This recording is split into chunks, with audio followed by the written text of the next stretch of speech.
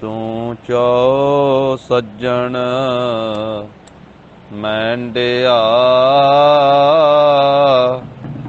ਦੇਈ ਸਿਸ ਉਤਾਰ ਨੈਣ ਮਹਿੰਜੇ ਤਰਸ ਦੇ ਕਦ ਪਸੀ ਦੀਦਾਰ ਖੰਭ ਵਿਕਾਂਦੜੇ ਜੇ ਲਹਾਂ ਕਿੰਨਾ ਸਾਵੀ ਤੋਲ ਤਨ ਜੜਾਈ ਆਪਣੇ ਲਹਾਂ ਸੋ ਸੱਜਣ ਢੋਲ ਸੱਜਣ ਸੱਚਾ ਪਾਤਿਸਾਹ ਸਿਰ ਸਾਹਾਂ ਦੈ ਸਾਹ ਜਿਸ ਪਾਸ ਬੈਠਿਆ ਸੋਹੀਐ ਸਭਨਾ ਦਾ ਵੇਸਾਹੋ ਗਿਆਨ ਧਿਆਨ ਕਿਛ ਕਰਮ ਨ ਜਾਣਾ ਸਾਰ ਨ ਜਾਣਾ ਤੇਰੀ ਸਭ ਤੇ ਵੱਡਾ ਸਤਿਗੁਰ ਨਾਨਕ ਜਿਨ ਕਲ ਰਾਖੀ ਮੇਰੀ ਬਾਣੀ ਗੁਰੂ ਗੁਰੂ ਹੈ ਬਾਣੀ ਵਿੱਚ ਬਾਣੀ ਅੰਮ੍ਰਿਤ ਸਾਰੇ ਗੁਰ ਬਾਣੀ ਕਹੈ ਸੇਵਕ ਜਨ ਮਾਨੈ ਪ੍ਰਤੱਖ ਗੁਰੂ ਨਿਸਤਾਰੇ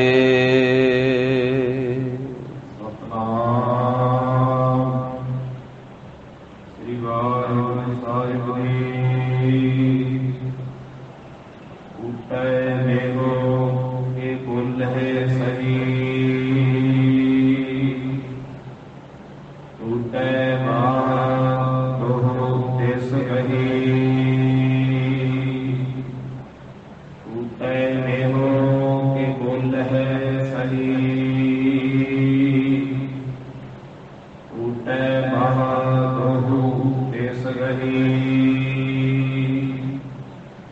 ਊਟ ਪ੍ਰੀਤ ਗਈ ਗੁਰ ਕੋਲ ਗੁਰਮਤਿ ਪਰ ਹਰ ਛਾਟੀ ਢੋਲ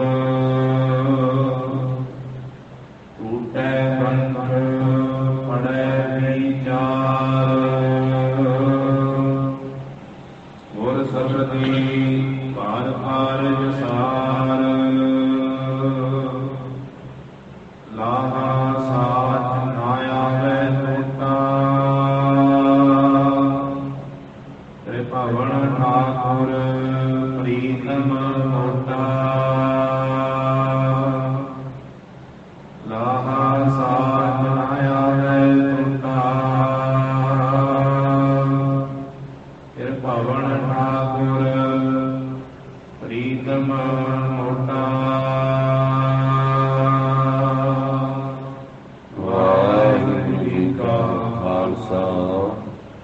ਵਾਹਿਗੁਰੂ ਜੀ ਕੀ ਫਤਿਹ। ਜਾਹਰ ਜਹੂਰ ਹਾਜ਼ਰ ਹਜੂਰ ਸਰਬ ਕਲਾ ਕਰਤੂ ਪਤਿਤ ਪਾਵਨ ਭਗਤ ਵਸ਼ਲ ਕਰੁਣਾ ਨਿਧਾਨ ਅੰਤਰਜਾਮੀ ਦਸਾਂ ਪਾਤਸ਼ਾਹੀਆਂ ਦੀ ਜੋਤ ਧੰਨ ਸ੍ਰੀ ਗੁਰੂ ਗ੍ਰੰਥ ਸਾਹਿਬ ਜੀ ਮਹਾਰਾਜ ਸਤਿਗੁਰਾਂ ਦੀ ਮਹਾਨ ਬਖਸ਼ਿਸ਼ ਰਹਿਮਤ ਦਾ ਸਦਕਾ ਜਗਤ ਗੁਰੂ ਧੰਨ ਧੰਨ ਸ੍ਰੀ ਗੁਰੂ ਨਾਨਕ ਦੇਵ ਸਾਹਿਬ ਜੀ ਮਹਾਰਾਜ ਸਤਿਗੁਰਾਂ ਦੇ ਪਾਵਨ ਪਵਿੱਤਰ ਅਸਥਾਨ ਗੁਰਦੁਆਰਾ ਸ੍ਰੀ ਬੇਰ ਸਾਹਿਬ ਜੀ ਵਿਖੇ ਅੰਮ੍ਰਿਤ ਵੇਲੇ ਦੇ ਸਜੇ ਹੋਏ ਸੁੰਦਰ ਦੀਵਾਨ ਦੀ ਹਾਜ਼ਰੀ ਭਰ ਰਹੀ ਸਤਿਗੁਰਾਂ ਦੀ ਸਾਜੀ ਨਵਾਜੀ ਹੋਈ ਸਾਧ ਸੰਗਤ ਜੀਓ, ਗਰੀਬ ਨਵਾਜ ਸਾਹਿਬ ਜੀ ਨੇ ਕਿਰਪਾ ਕੀਤੀ ਹੈ। ਸਤ ਸੰਗਤ ਦਾ ਅਮੋਲਕ ਸੁਭਾਗਾ ਸਮਾਂ ਬਖਸ਼ਿਸ਼ ਕੀਤਾ ਹੈ। ਪਾਰ ਬ੍ਰਹਮ ਹੋਆ ਸਹਾਈ, ਕਥਾ ਕੀਰਤਨ ਸੁਖਦਾਈ। ਅੰਮ੍ਰਿਤ ਬਾਣੀ ਆਸਾ ਕੀ ਵਾਰ ਦਾ ਸੰਪੂਰਨ ਕੀਰਤਨ ਸਤਿਗੁਰਾਂ ਦੀ ਪਾਵਨ ਹਜ਼ੂਰੀ ਅੰਦਰ ਹੋਇਆ ਹੈ। ਲੜੀਵਾਰ ਰੂਪ ਵਿੱਚ ਦੱਖਣੀ ਓਅੰਕਾਰ ਬਾਣੀ ਦੁਆਰਾ ਜਗਤ ਗੁਰੂ ਪਹਿਲੇ ਪਾਤਸ਼ਾਹ ਧੰਨ ਸ੍ਰੀ ਗੁਰੂ ਨਾਨਕ ਦੇਵ ਸਾਹਿਬ ਜੀ ਮਹਾਰਾਜ ਪਵਿੱਤਰ ਉਪਦੇਸ਼ ਦੀ ਦਾਤ ਬਖਸ਼ਿਸ਼ ਕਰ ਰਹੇ ਹਨ। ਜੋ ਅੱਜ ਦੀ ਪਾਵਨ ਪੌੜੀ ਤੇ 28ਵੀਂ ਪੌੜੀ ਹੈ। ਇਸ ਅੰਮ੍ਰਿਤ ਬਾਣੀ ਦੀਆਂ 53 ਪੌੜੀਆਂ ਹਨ ਸਾਰੀਆਂ, 53 ਸ਼ਬਦ ਹਨ ਸਾਰੇ। ਤੋ ਮਹਾਰਾਜ ਸਾਹਿਬ ਜੀ ਅੱਜ ਦਾ ਉਪਦੇਸ਼ 28ਵੀਂ ਪੌੜੀ ਵਿੱਚ ਬਖਸ਼ਿਸ਼ ਕਰਨਗੇ। ਇਸ ਵਿੱਚ ਮਹਾਰਾਜ ਸਾਹਿਬ ਜੀ ਟੁੱਟਣ ਦਾ ਜ਼ਿਕਰ ਕਰਦੇ ਹਨ ਤੇ ਫਿਰ ਜੁੜਨ ਦਾ ਉਪਦੇਸ਼ ਬਖਸ਼ਿਸ਼ ਕਰਦੇ ਹਨ। ਅਸੀਂ ਟੁੱਟੇ ਹੋਏ ਹਾਂ ਗੁਰੂ ਪਰਮੇਸ਼ਰ ਦੇ ਨਾਲੋਂ,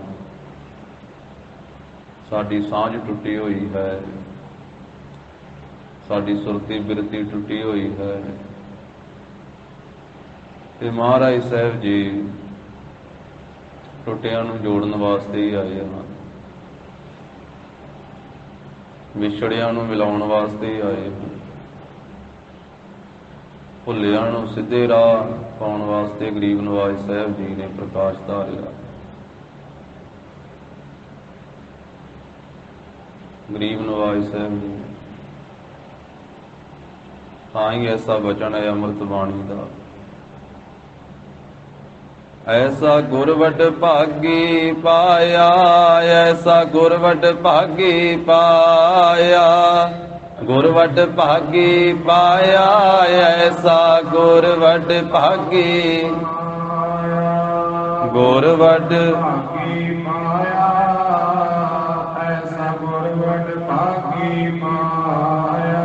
ਭੂਲੇ ਮਾਰਗ ਜਿਨ ਹੈ ਬਤਾਇਆ, ਭੂਲੇ ਮਾਰਗ ਜਿਨ ਹੈ ਬਤਾਇਆ, ਭੂਲੇ ਮਾਰਗ ਜਿਨ ਹੈ ਬਤਾਇਆ, ਭੂਲੇ ਮਾਰਗ ਜਿਨ ਹੈ ਬਤਾਇਆ, ਭੂਲੇ ਮਾਰਗ ਜਿਨ ਹੈ ਬਤਾਇਆ, ਭੂਲੇ ਮਾਰਗ ਜਿਨ ਹੈ ਬਤਾਇਆ, ਭੂਲੇ ਮਾਰਗ ਜਿਨ ਹੈ ਬਤਾਇਆ, ਭੂਲੇ ਮਾਰਗ ਜਿਨ ਹੈ ਬਤਾਇਆ।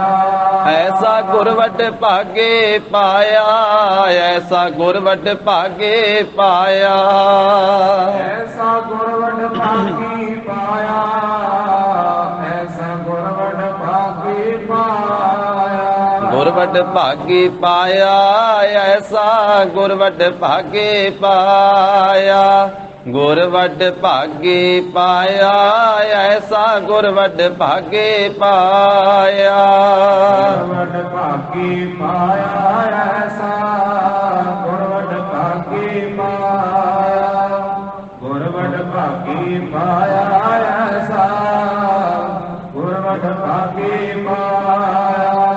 ਸਭ ਤੇ ਵੱਡਾ ਸਤਿਗੁਰ ਨਾਨਕ, ਸਭ ਤੇ ਵੱਡਾ ਸਤਿਗੁਰ ਨਾਨਕ, ਸਭ ਤੇ ਵੱਡਾ ਸਤਿਗੁਰ ਨਾਨਕ, ਸਭ ਤੇ ਵੱਡਾ ਸਤਿਗੁਰ ਨਾਨਕ। ਜਿਨ ਕਲ ਰਾਖੇ ਮੇਰੇ, ਜਿਨ ਕਲ ਰਾਖੇ ਮੇਰੇ, ਜਿਨ ਕਲ ਰਾਖੀ ਮੇਰੀ, ਜਿਨ ਕਲ ਰਾਖੀ ਮੇਰੀ। ऐसे गुर को बल बल जाइए, ऐसे गुर को बल बल जाइए, ऐसे गुर को बल बल जाइए, ऐसे गुण को पद पद जाइए आप मुक्त मोहे तारै आप मुक्त मोहे तारै आप मुक्त मोहे तारै आप मुक्त मोहे तारै नारायण नरपत नमस्कारੈ ऐसे गुर को बल बल जाइए आप मुक्त मोहे तारै भूले मार्ग जिन्हें बताया ऐसा गुर ਵੱਡ ਭਾਗੀ ਪਾਇਆ। ਸਤਿਗੁਰੂ ਜੀ ਨੇ ਭੁੱਲਿਆਂ ਨੂੰ ਮਾਰਗ ਪਾਉਣ ਵਾਸਤੇ ਹੀ ਪ੍ਰਕਾਸ਼ ਧਾਰਿਆ, ਟੁੱਟਿਆਂ ਨੂੰ ਜੋੜਨ ਵਾਸਤੇ, ਟੁੱਟੀਆਂ ਸੁਰਤਾਂ ਨੂੰ ਜੋੜਨ ਵਾਸਤੇ ਵਾਹਿਗੁਰੂ ਜੀ ਦੇ ਨਾਲ, ਸ਼ਬਦ ਦੇ ਨਾਲ, ਬ੍ਰਹਮ ਦੇ ਨਾਲ, ਵਿਛੜਿਆ ਹੋਇਆਂ ਨੂੰ ਜੋ ਜਨਮਾਂ ਜਨਮਾਂ ਦੇ ਵਿਛੜੇ ਆ ਤੇ ਗੁਰੂ ਸਾਹਿਬ ਜੀ ਮਿਲਾਉਣ ਵਾਸਤੇ ਆਏ। ਗਰੀਬ ਨਵਾਜ ਸਾਹਿਬ ਸੱਚੇ ਪਾਤਸ਼ਾਹ ਤੋਂ ਸਤਿਗੁਰੂ ਗਰੀਬ ਨਵਾਜ ਸਾਹਿਬ ਜੀ ਨੇ ਅੱਜ ਦੇ ਇਸ ਪਵਿੱਤਰ ਬਚਨ ਦੇ ਵਿੱਚ ਪਹਿਲਾਂ ਕਿਵੇਂ ਜੀਵ ਟੁੱਟਿਆ ਹੈ ਉਹ ਜ਼ਿਕਰ ਕੀਤਾ ਹੈ, ਫਿਰ ਕਿਵੇਂ ਇਸ ਨੇ ਜੁੜਨਾ ਹੈ। ਸਤਿਗੁਰੂ ਗਰੀਬ ਨਵਾਜ ਸਾਹਿਬ ਜੀ ਆਪ ਟੁੱਟਿਆਂ ਨੂੰ ਜੋੜਦੇ ਹਨ ਤੇ ਮਹਾਰਾਜ ਸਾਹਿਬ ਜੀ ਨੇ ਜਿਨ੍ਹਾਂ ਸਿੱਖਾਂ ਸੇਵਕਾਂ ਤੇ ਆਪਣੀ ਮਿਹਰਾਮਤ ਕੀਤੀ ਉਹਨਾਂ ਨੂੰ ਵੀ ਜੋੜਨ ਵਾਲੇ ਬਣਾ ਦਿੱਤਾ। ਤਾਂ ਹੀ ਗੁਰਮੁਖਾਂ ਦਾ ਕਥਨ ਹੈ, ਮਹਾਂਪੁਰਖਾਂ ਦਾ, ਕਿ ਸੰਤ ਵੀ ਜੋੜਦਾ ਹੈ, ਸੁਹਾਗਾ ਵੀ ਜੋੜਦਾ ਹੈ ਤੇ ਸੂਈ ਵੀ ਜੋੜਦੀ ਹੈ। ਸੂਈ ਦਰਜੀ ਨੇ ਆਪਣੇ ਪੱਗ ਦੇ ਵਿੱਚ ਟੰਗੀ ਹੁੰਦੀ ਹੈ ਸਤਿਕਾਰ ਦੇ ਨਾਲ, ਕਿਉਂਕਿ ਟੁੱਟਿਆਂ ਨੂੰ ਜੋੜਨ ਵਾਲੀ ਹੈ। ਲੀਰਾਂ ਨੂੰ ਜੋੜ ਕੇ ਤੇ ਕੁੜਤਾ ਬਣਾ ਦਿੰਦੀ, ਪਾਟਿਆਂ ਨੂੰ ਜੋੜ ਦਿੰਦੀ ਸੂਈ, ਤੇ ਸਿਰ ਦਾ ਤਾਜ ਬਣੀ ਹੈ ਦਰਜੀ ਨੂੰ। ਤੇ ਕੈਂਚੀ ਤੋੜਦੀ ਆ, ਉਹ ਲੀਰਾਂ ਕਰ ਦਿੰਦੀ ਆ, ਟੁਕੜੇ ਟੁਕੜੇ ਕਰ ਦਿੰਦੀ। ਜਦੋਂ ਕੈਂਚੀ ਚੱਲਦੀ ਆ, ਕੈਂਚੀ ਨੂੰ ਪੈਰਾਂ 'ਚ ਸੁੱਟਿਆ ਹੁੰਦਾ ਦਰਜੀ ਨੇ, ਸੂਈ ਨੂੰ ਪੱਗ ਵਿੱਚ ਟੰਗਿਆ ਹੁੰਦਾ ਦਸਤਾਰ ਦੇ ਵਿੱਚ। ਸੂਈ ਜੋੜਨ ਵਾਲੀ ਆ, ਕੈਂਚੀ ਤੋੜਨ ਵਾਲੀ। ਕਹਿੰਦੇ ਸੰਤ ਵੀ ਟੁੱਟਿਆਂ ਨੂੰ ਜੋੜਦਾ। ਕਬੀਰ ਸੇਵਾ ਕੋ ਦੋਏ ਭਲੇ, ਏਕ ਸੰਤ ਇੱਕ ਰਾਮ, ਰਾਮ ਜੋ ਦਾਤਾ ਮੁਕਤ ਕੋ ਸੰਤ ਜਪਾਵੈ ਨਾਮ। ਨਾਮ ਜਪਾ ਜਪਾ ਕੇ ਟੁੱਟਿਆਂ ਨੂੰ ਜੋੜਦਾ ਇਹ ਕਰਤਾ ਪੁਰਖ ਦੇ ਨਾਲ, ਕਿਉਂਕਿ ਜੁੜਿਆ ਹੋਇਆ ਹੀ ਜੋੜਦਾ। ਤਾਂ ਹੀ ਆਖਿਆ ਨਾ, ਕੋਈ ਜਨ ਹਰਸਿਓ ਦੇਵੈ ਜੋਰ, ਚਰਨ ਗਹੋ ਬਕੋ ਸੁਭ ਰਸਨਾ ਦੀਜੈ ਪ੍ਰਾਣ ਅਕੋਰ। ਕੋਈ ਆਣ ਮਿਲਾਵੇ ਮੇਰਾ ਪ੍ਰੀਤਮ ਪਿਆਰਾ ਹੋ, ਤਿਸ ਪਹਿ ਆਪ ਵਿੱਚ ਆਈ, ਦਰਸ਼ਨ ਹਰ ਦੇਖਣ ਕੈ ਤਾਈ। ਕੋਈ ਜੁੜਿਆ ਹੋਇਆ ਮੈਨੂੰ ਵੀ ਜੋੜ ਦਵੇ। ਸੰਤ ਵੀ ਜੋੜਦਾ ਹੈ ਤੇ ਸੁਹਾਗਾ ਵੀ ਜੋੜਦਾ ਹੈ। ਜ਼ਿਮੀਂਦਾਰ ਪੈਲੀ ਵਾਹੁੰਦੇ ਆ, ਜ਼ਮੀਨ ਵਾਹੀ ਜਾਂਦੀ ਆ, ਸਿਆੜ ਬਣ ਜਾਂਦੀ ਹੈ ਤੇ ਸੁਹਾਗਾ ਫੇਰਿਆ ਜਾਂਦਾ ਤੇ ਸੁਹਾਗਾ ਜੋੜ ਕੇ ਰੱਖ ਦਿੰਦਾ ਸਾਰੇ ਸਿਆੜਾਂ ਨੂੰ। ਇਸੇ ਤਰ੍ਹਾਂ ਕਈ ਕੁਹਾੜੀ ਮਨਮੁਖ ਤੋੜਨ, ਕਈ ਵੀ ਤੋੜਦੀ ਆ, ਪੁੱਟ ਪੁੱਟ ਕੇ ਸੁੱਟ ਦਿੰਦੀ। ਕੁਹਾੜੀ ਵੀ ਤੋੜ ਦਿੰਦੀ ਆ, ਛਾਂਗ ਕੇ ਰੱਖ ਦਿੰਦੀ ਜਦੋਂ ਕੁਹਾੜੀ ਚੱਲਦੀ ਆ। ਟਾਹਣੇ ਟਾਹਣੀਆਂ ਚੀਰ ਕੇ ਰੱਖ ਦਿੰਦਾ ਕੁਹਾੜਾ ਕੁਹਾੜੀ। ਤੇ ਮਨਮੁਖ ਵੀ ਤੋੜਦਾ ਹੈ, ਕਿਉਂਕਿ ਮਨਮੁਖ ਨੂੰ ਆਖਿਆ ਇਹ ਕਈ ਵਰਗਾ ਹੈ, ਇਹ ਕੁਹਾੜੀ ਵਰਗਾ ਹੈ। ਜਿਵੇਂ ਕਈ ਤੋੜਦੀ ਹੈ, ਜਿਵੇਂ ਕੁਹਾੜੀ ਤੋੜਦੀ ਹੈ, ਇਸੇ ਤਰ੍ਹਾਂ ਮਨਮੁਖ ਆਪ ਟੁੱਟਾ ਹੋਇਆ ਤੇ ਤੋੜਦਾ ਹੈ। ਤੇ ਸੰਤ ਨੂੰ ਆਖਿਆ ਇਹ ਸੂਈ ਵਰਗਾ ਹੈ, ਇਹ ਸੁਹਾਗੇ ਵਰਗਾ। ਜਿਵੇਂ ਸੂਈ ਜੋੜਦੀ ਹੈ, ਸੁਹਾਗਾ ਜੋੜਦਾ ਹੈ। ਸੰਤ ਜੁੜਿਆ ਹੋਇਆ ਹੈ ਤੇ ਜੁੜਿਆ ਹੋਇਆ ਦੂਸਰੇ ਨੂੰ ਵੀ ਜੋੜਦਾ ਹੈ। ਤਾਂ ਸਤਿਗੁਰੂ ਗਰੀਬ ਨਵਾਜ ਸਾਹਿਬ ਜੀ ਅੱਜ ਦਾ ਪਵਿੱਤਰ ਉਪਦੇਸ਼ ਜੋ ਬਖਸ਼ਿਸ਼ ਕਰਦੇ ਹਨ, ਸ਼ਰਧਾ ਭਾਵਨਾ ਸਹਿਤ ਸਰਵਣ ਕਰੀਏ। ਧੰਨ ਸ੍ਰੀ ਗੁਰੂ ਨਾਨਕ ਦੇਵ ਸਾਹਿਬ ਜੀ ਮਹਾਰਾਜ ਕਿਰਪਾ ਕਰਦੇ ਹਨ। ਵਾਹਿਗੁਰੂ ਸਾਹਿਬ ਜੀ। ਟੂਟੈ ਨਿਹੋ ਕੇ ਕੁਲ ਹੈ ਸਹੀ ਸਹੀ ਕਿਹਾ ਹੈ ਸਖੀ ਨੂੰ। ਸਖੀ, ਜਿਸ ਵੇਲੇ ਸਖੀ ਆਪਣੇ ਪਤੀ ਦੇ ਸਾਹਮਣੇ ਬੋਲਦੀ ਹੈ, ਟੁੱਟੈ ਨੇਹੋ, ਤਾਂ ਫਿਰ ਨੇਹੋਂ ਟੁੱਟ ਜਾਂਦਾ ਹੈ। ਸਾਹਮਣੇ ਬੋਲਣ ਤੋਂ ਭਾਵ ਜਦੋਂ ਉੱਚਾ ਬੋਲਿਆ ਜਾਂਦਾ ਹੈ, ਬੇਮਰਿਆਦਾ ਬੋਲਿਆ ਜਾਂਦਾ ਹੈ। ਜਿਸ ਵੇਲੇ ਸਖੀ ਆਪਣੇ ਮਾਲਕ ਦੇ ਸਾਹਮਣੇ ਬੋਲਦੀ ਹੈ, ਉੱਚਾ ਬੋਲਦੀ ਹੈ, ਫਿੱਕਾ ਬੋਲਦੀ ਹੈ, ਬੇਮਰਿਆਦਾ ਬੋਲਦੀ ਹੈ, ਬੇਅਸੂਲਾ ਬੋਲਦੀ ਹੈ, ਤੇ ਫਿਰ ਉਸ ਸਖੀ ਦਾ, ਪਤਨੀ ਦਾ ਆਪਣੇ ਪਤੀ ਦੇ ਨਾਲੋਂ ਨੇਹੋਂ ਟੁੱਟ ਜਾਂਦਾ ਹੈ। ਟੂਟੈ ਨੇਹੋ, ਕਿ ਬੋਲਾ ਹੈ ਸਹੀ, ਕਿਉਂਕਿ ਉਹ ਗਲਤ ਬੋਲਿਆ ਜਾਂਦਾ ਹੈ, ਸਹੀ ਨਹੀਂ ਬੋਲਿਆ ਜਾਂਦਾ। ਜੇ ਸਹੀ ਬੋਲਿਆ ਜਾਵੇ ਫਿਰ ਨੇਹੋਂ ਨਹੀਂ ਟੁੱਟਦਾ ਹੈ। ਨੇਹੋਂ ਜਦੋਂ ਟੁੱਟਦਾ ਗਲਤ ਬੋਲਣ ਨਾਲ ਹੀ ਟੁੱਟਦਾ, ਮਾੜਾ ਬੋਲਣ ਨਾਲ ਹੀ ਟੁੱਟਦਾ। ਪਹਿਲਾਂ ਤੇ ਥੋੜੇ ਜਿਹੇ ਬੋਲ ਤੋਂ ਹੀ ਗੱਲ ਬਣਦੀ ਹੈ ਨਾ, ਥੋੜਾ ਜਿਹਾ ਵੱਧ ਘੱਟ ਬੋਲਿਆ ਗਿਆ, ਫਿਰ ਬੋਲ ਬੁਲਾਰਾ ਜ਼ਿਆਦਾ ਹੋ ਗਿਆ, ਤੇ ਫਿਰ ਉਹ ਨੇਹੋਂ ਟੁੱਟ ਜਾਂਦਾ ਹੈ। ਫਿਰ ਤੇ ਬਹੁਤ ਜ਼ਿਆਦਾ ਹੀ ਟੁੱਟ ਜਾਂਦਾ ਹੈ, ਦੂਰੀਆਂ ਬਣ ਜਾਂਦੀਆਂ, ਦੂਰੀਆਂ ਬਣ ਜਾਂਦੀਆਂ। ਜਿਵੇਂ ਸੰਸਾਰੀ ਪਤੀ ਪਤਨੀ ਦਾ ਆਪਸ ਦੇ ਵਿੱਚ ਨੇਹੋਂ ਟੁੱਟ ਜਾਂਦਾ ਹੈ ਸਾਹਮਣੇ ਬੋਲਣ ਕਰਕੇ, ਕਿਉਂਕਿ ਇੱਕ ਮਰਿਆਦਾ ਹੈ ਪਤੀ ਤੇ ਪਤਨੀ ਦੇ ਜੀਵਨ ਦੀ ਵੀ। ਉਸ ਮਰਿਆਦਾ ਦੇ ਵਿੱਚ ਰਹਿਣਾ, ਅਸੂਲਾਂ ਵਿੱਚ ਰਹਿਣਾ, ਪਤੀ ਦੀ ਆਗਿਆ ਵਿੱਚ ਰਹਿਣਾ। ਪਰ ਜਿਸ ਵੇਲੇ ਆਗਿਆ ਤੋਂ ਬਾਹਰ ਹੋ ਕਰਕੇ ਅੱਗੇ ਜਵਾਬ ਦਿੱਤਾ ਜਾਂਦਾ ਹੈ, ਪੁਰਾਣੀਆਂ ਮਾਈਆਂ ਪਿਛਲਾ ਜੋ ਸਮਾਂ ਹੈ ਉਹ ਆਪਣੀ ਪਤੀ ਦੇ ਸਾਹਮਣੇ ਨਹੀਂ ਸੀ ਬੋਲਦੀਆਂ ਬਹੁਤਾ ਉੱਚਾ। ਪਤੀ ਨੂੰ ਪਰਮੇਸ਼ਰ ਕਰਕੇ ਸਤਿਕਾਰਿਆ ਜਾਂਦਾ। ਪਰ ਸਮੇਂ ਦੀ ਚਾਲ ਹੁੰਦੀ ਹੈ, ਅੱਜ ਕੱਲ੍ਹ ਦੇ ਸਮੇਂ ਵਿੱਚ ਤਾਂ ਪਤੀ ਦਾ ਨਾਂ ਲੈ ਕੇ ਵੀ ਆਵਾਜ਼ ਮਾਰੀ ਜਾਂਦੀ ਹੈ। ਪਤੀ ਨੂੰ ਨਾਂ ਲੈ ਕਰਕੇ ਉਹਦਾ ਪਤਨੀ ਆਵਾਜ਼ ਮਾਰ ਲੈਂਦੀ ਹੈ। ਪਰ ਪਿਛਲੇ ਸਮੇਂ ਵਿੱਚ ਮਾਈਆਂ ਆਪਣੇ ਪਤੀ ਦਾ ਨਾਂ ਨਹੀਂ ਸੀ ਲੈਂਦੀਆਂ, ਅਦਬ ਕਰਦੀਆਂ ਸਨ, ਸਤਿਕਾਰ ਕਰਦੀਆਂ ਸਨ। ਝੁਕ ਕੇ ਰਹਿਣਾ, ਨੀਵੇਂ ਹੋ ਕੇ ਰਹਿਣਾ, ਆਦਰ ਕਰਨਾ ਪਤੀ ਦਾ। ਪਰ ਜਿਸ ਵੇਲੇ ਸਾਹਮਣੇ ਬੋਲਣ ਲੱਗ ਪਈ ਹੈ ਸਖੀ ਸਹੇਲੀ, ਤਾਂ ਫਿਰ ਉਹ ਪਤੀ ਦੇ ਨਾਲੋਂ ਨੇਹੋਂ ਟੁੱਟ ਜਾਂਦਾ। ਜਿਵੇਂ ਉਹ ਕਲਗੀਧਰ ਪਾਤਸ਼ਾਹ ਗਰੀਬ ਨਵਾਜ ਸਾਹਿਬ ਜੀ ਨੇ ਆਪਣੀ ਅੰਮ੍ਰਿਤ ਬਾਣੀ ਦੇ ਵਿੱਚ, ਚਰਿਤਰਾਂ ਦੇ ਵਿੱਚ ਵੀ ਇੱਕ ਪਤੀ ਪਤਨੀ ਦਾ ਜ਼ਿਕਰ ਕੀਤਾ। ਉਹ ਹਰ ਵੇਲੇ ਅੱਗੇ ਬੋਲਦੀ ਸੀ, ਫਿੱਕਾ ਬੋਲਦੀ ਸੀ, ਉੱਚਾ ਨੀਵਾਂ ਬੋਲਦੀ ਸੀ, ਤੇ ਉਲਟੇ ਕੰਮ ਕਰਦੀ ਸੀ।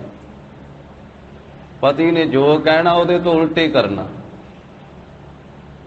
ਜੇ ਉਹਨੇ ਕਹਿਣਾ ਨਾ ਮੈਂ ਖੇਤਾਂ ਨੂੰ ਜਾ ਆਵਾਂ, ਕੰਮਕਾਰ ਕਰ ਆਵਾਂ, ਉਹਨੇ ਕਹਿਣਾ ਤੂੰ ਕਿਉਂ ਜਾਵੇਂ, ਮੈਂ ਵੀ ਚੱਲਦੀ ਨਾਲ ਹੀ, ਮੈਂ ਤੇਰੇ ਤੋਂ ਘੱਟ ਵਾਂ ਕੋਈ। ਜਿੱਧਰਲੇ ਪਾਸੇ ਜੋ ਕਾਰਜ ਕਰਨ ਵਾਸਤੇ ਕਹਿਣਾ, ਉਹਨੇ ਸਭ ਤੋਂ ਪਹਿਲਾਂ ਉਹਨੇ ਤੰਗ ਆ ਗਿਆ, ਉਹਦੇ ਤੋਂ ਬਹੁਤ ਦੁਖੀ ਹੋ ਗਿਆ। ਫਿਰ ਉਹਨੇ ਸੋਚਿਆ, ਅੱਕ ਕੇ ਕਹਿੰਦਾ ਵੀ ਇਹਨੂੰ ਮਗਰੋਂ ਹੀ ਲਾ ਦੇਣਾ, ਹੁਣ ਛੱਡ ਹੀ ਦੇਣਾ। ਕਹਿੰਦਾ ਵੀ ਆ ਮੈਂ ਜੋ ਸਹੁਰਿਆਂ ਤੋਂ ਬਲਦ ਲੈ ਕੇ ਆਂਦਾ ਸੀ ਨਾ, ਇਹ ਮੈਂ ਵਾਪਸ ਦੇ ਆਵਾਂ। ਕਹਿੰਦੀ ਮੰਮੀ ਜਾਣਾ, ਤੇਰੇ ਸਹੁਰੇ ਪਹਿਲਾਂ ਕਿ ਮੇਰੇ ਪੇਕੇ ਪਹਿਲਾਂ? ਪਹਿਲਾਂ ਤੇ ਮੇਰੇ ਹੀ ਪੇਕੇ ਆ, ਤੇਰੇ ਸਹੁਰੇ ਤੇ ਬਾਅਦ ਚ ਹੀ ਬਣੇ। ਮੰਮੀ ਜਾਵਾਂਗੀ। ਕਹਿੰਦਾ ਵੀ ਉਹਨੂੰ ਪਤਾ ਸੀ ਵੀ ਇਹਨੇ ਤੇ ਖਹਿੜਾ ਕਰਨਾ ਹੀ ਹੈ, ਉਲਟੀ ਚੱਲਦੀ। ਕਹਿੰਦਾ ਚੱਲ ਫਿਰ ਠੀਕ ਆ, ਜੇ ਜਾਣਾ ਤੇ ਚਲੇ ਚੱਲ।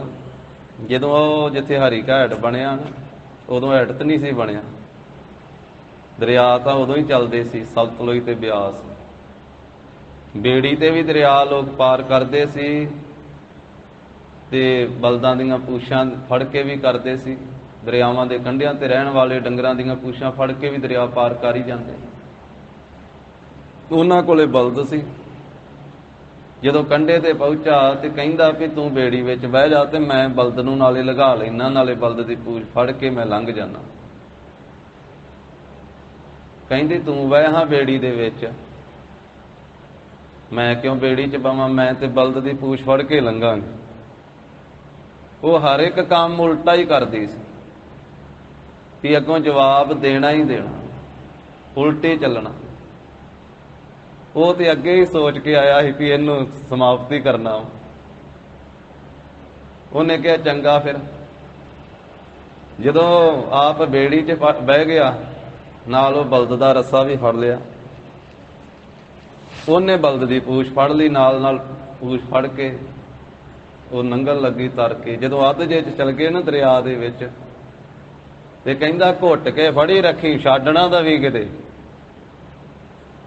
ਕਹਿੰਦੀ ਲੈ ਮੈਂ ਕਿਉਂ ਘੁੱਟ ਕੇ ਫੜਾਂ, ਲੱਗੀ ਉਹ ਛੱਡਣ। ਉਹਨੇ ਛੱਡਤੀ, ਉਹਨੇ ਛੱਡੀ ਦੇਣੀ, ਫਿਰ ਛੱਡਤੀ ਜਦੋਂ ਤੇ ਫਿਰ ਰੁੜ ਗਈ, ਪਾਣੀ ਦੇ ਵਿੱਚ ਡੁੱਬ ਗਈ। ਉਹ ਜਦੋਂ ਡੁੱਬ ਗਈ ਤੇ ਬੇੜੀ ਵਾਲੇ ਨੂੰ ਕਹਿੰਦਾ ਵੀ ਲੱਭੀਏ, ਮੇਰੇ ਤੇ ਘਰ ਵਾਲੀ ਡੁੱਬ ਗਈ ਹੈ।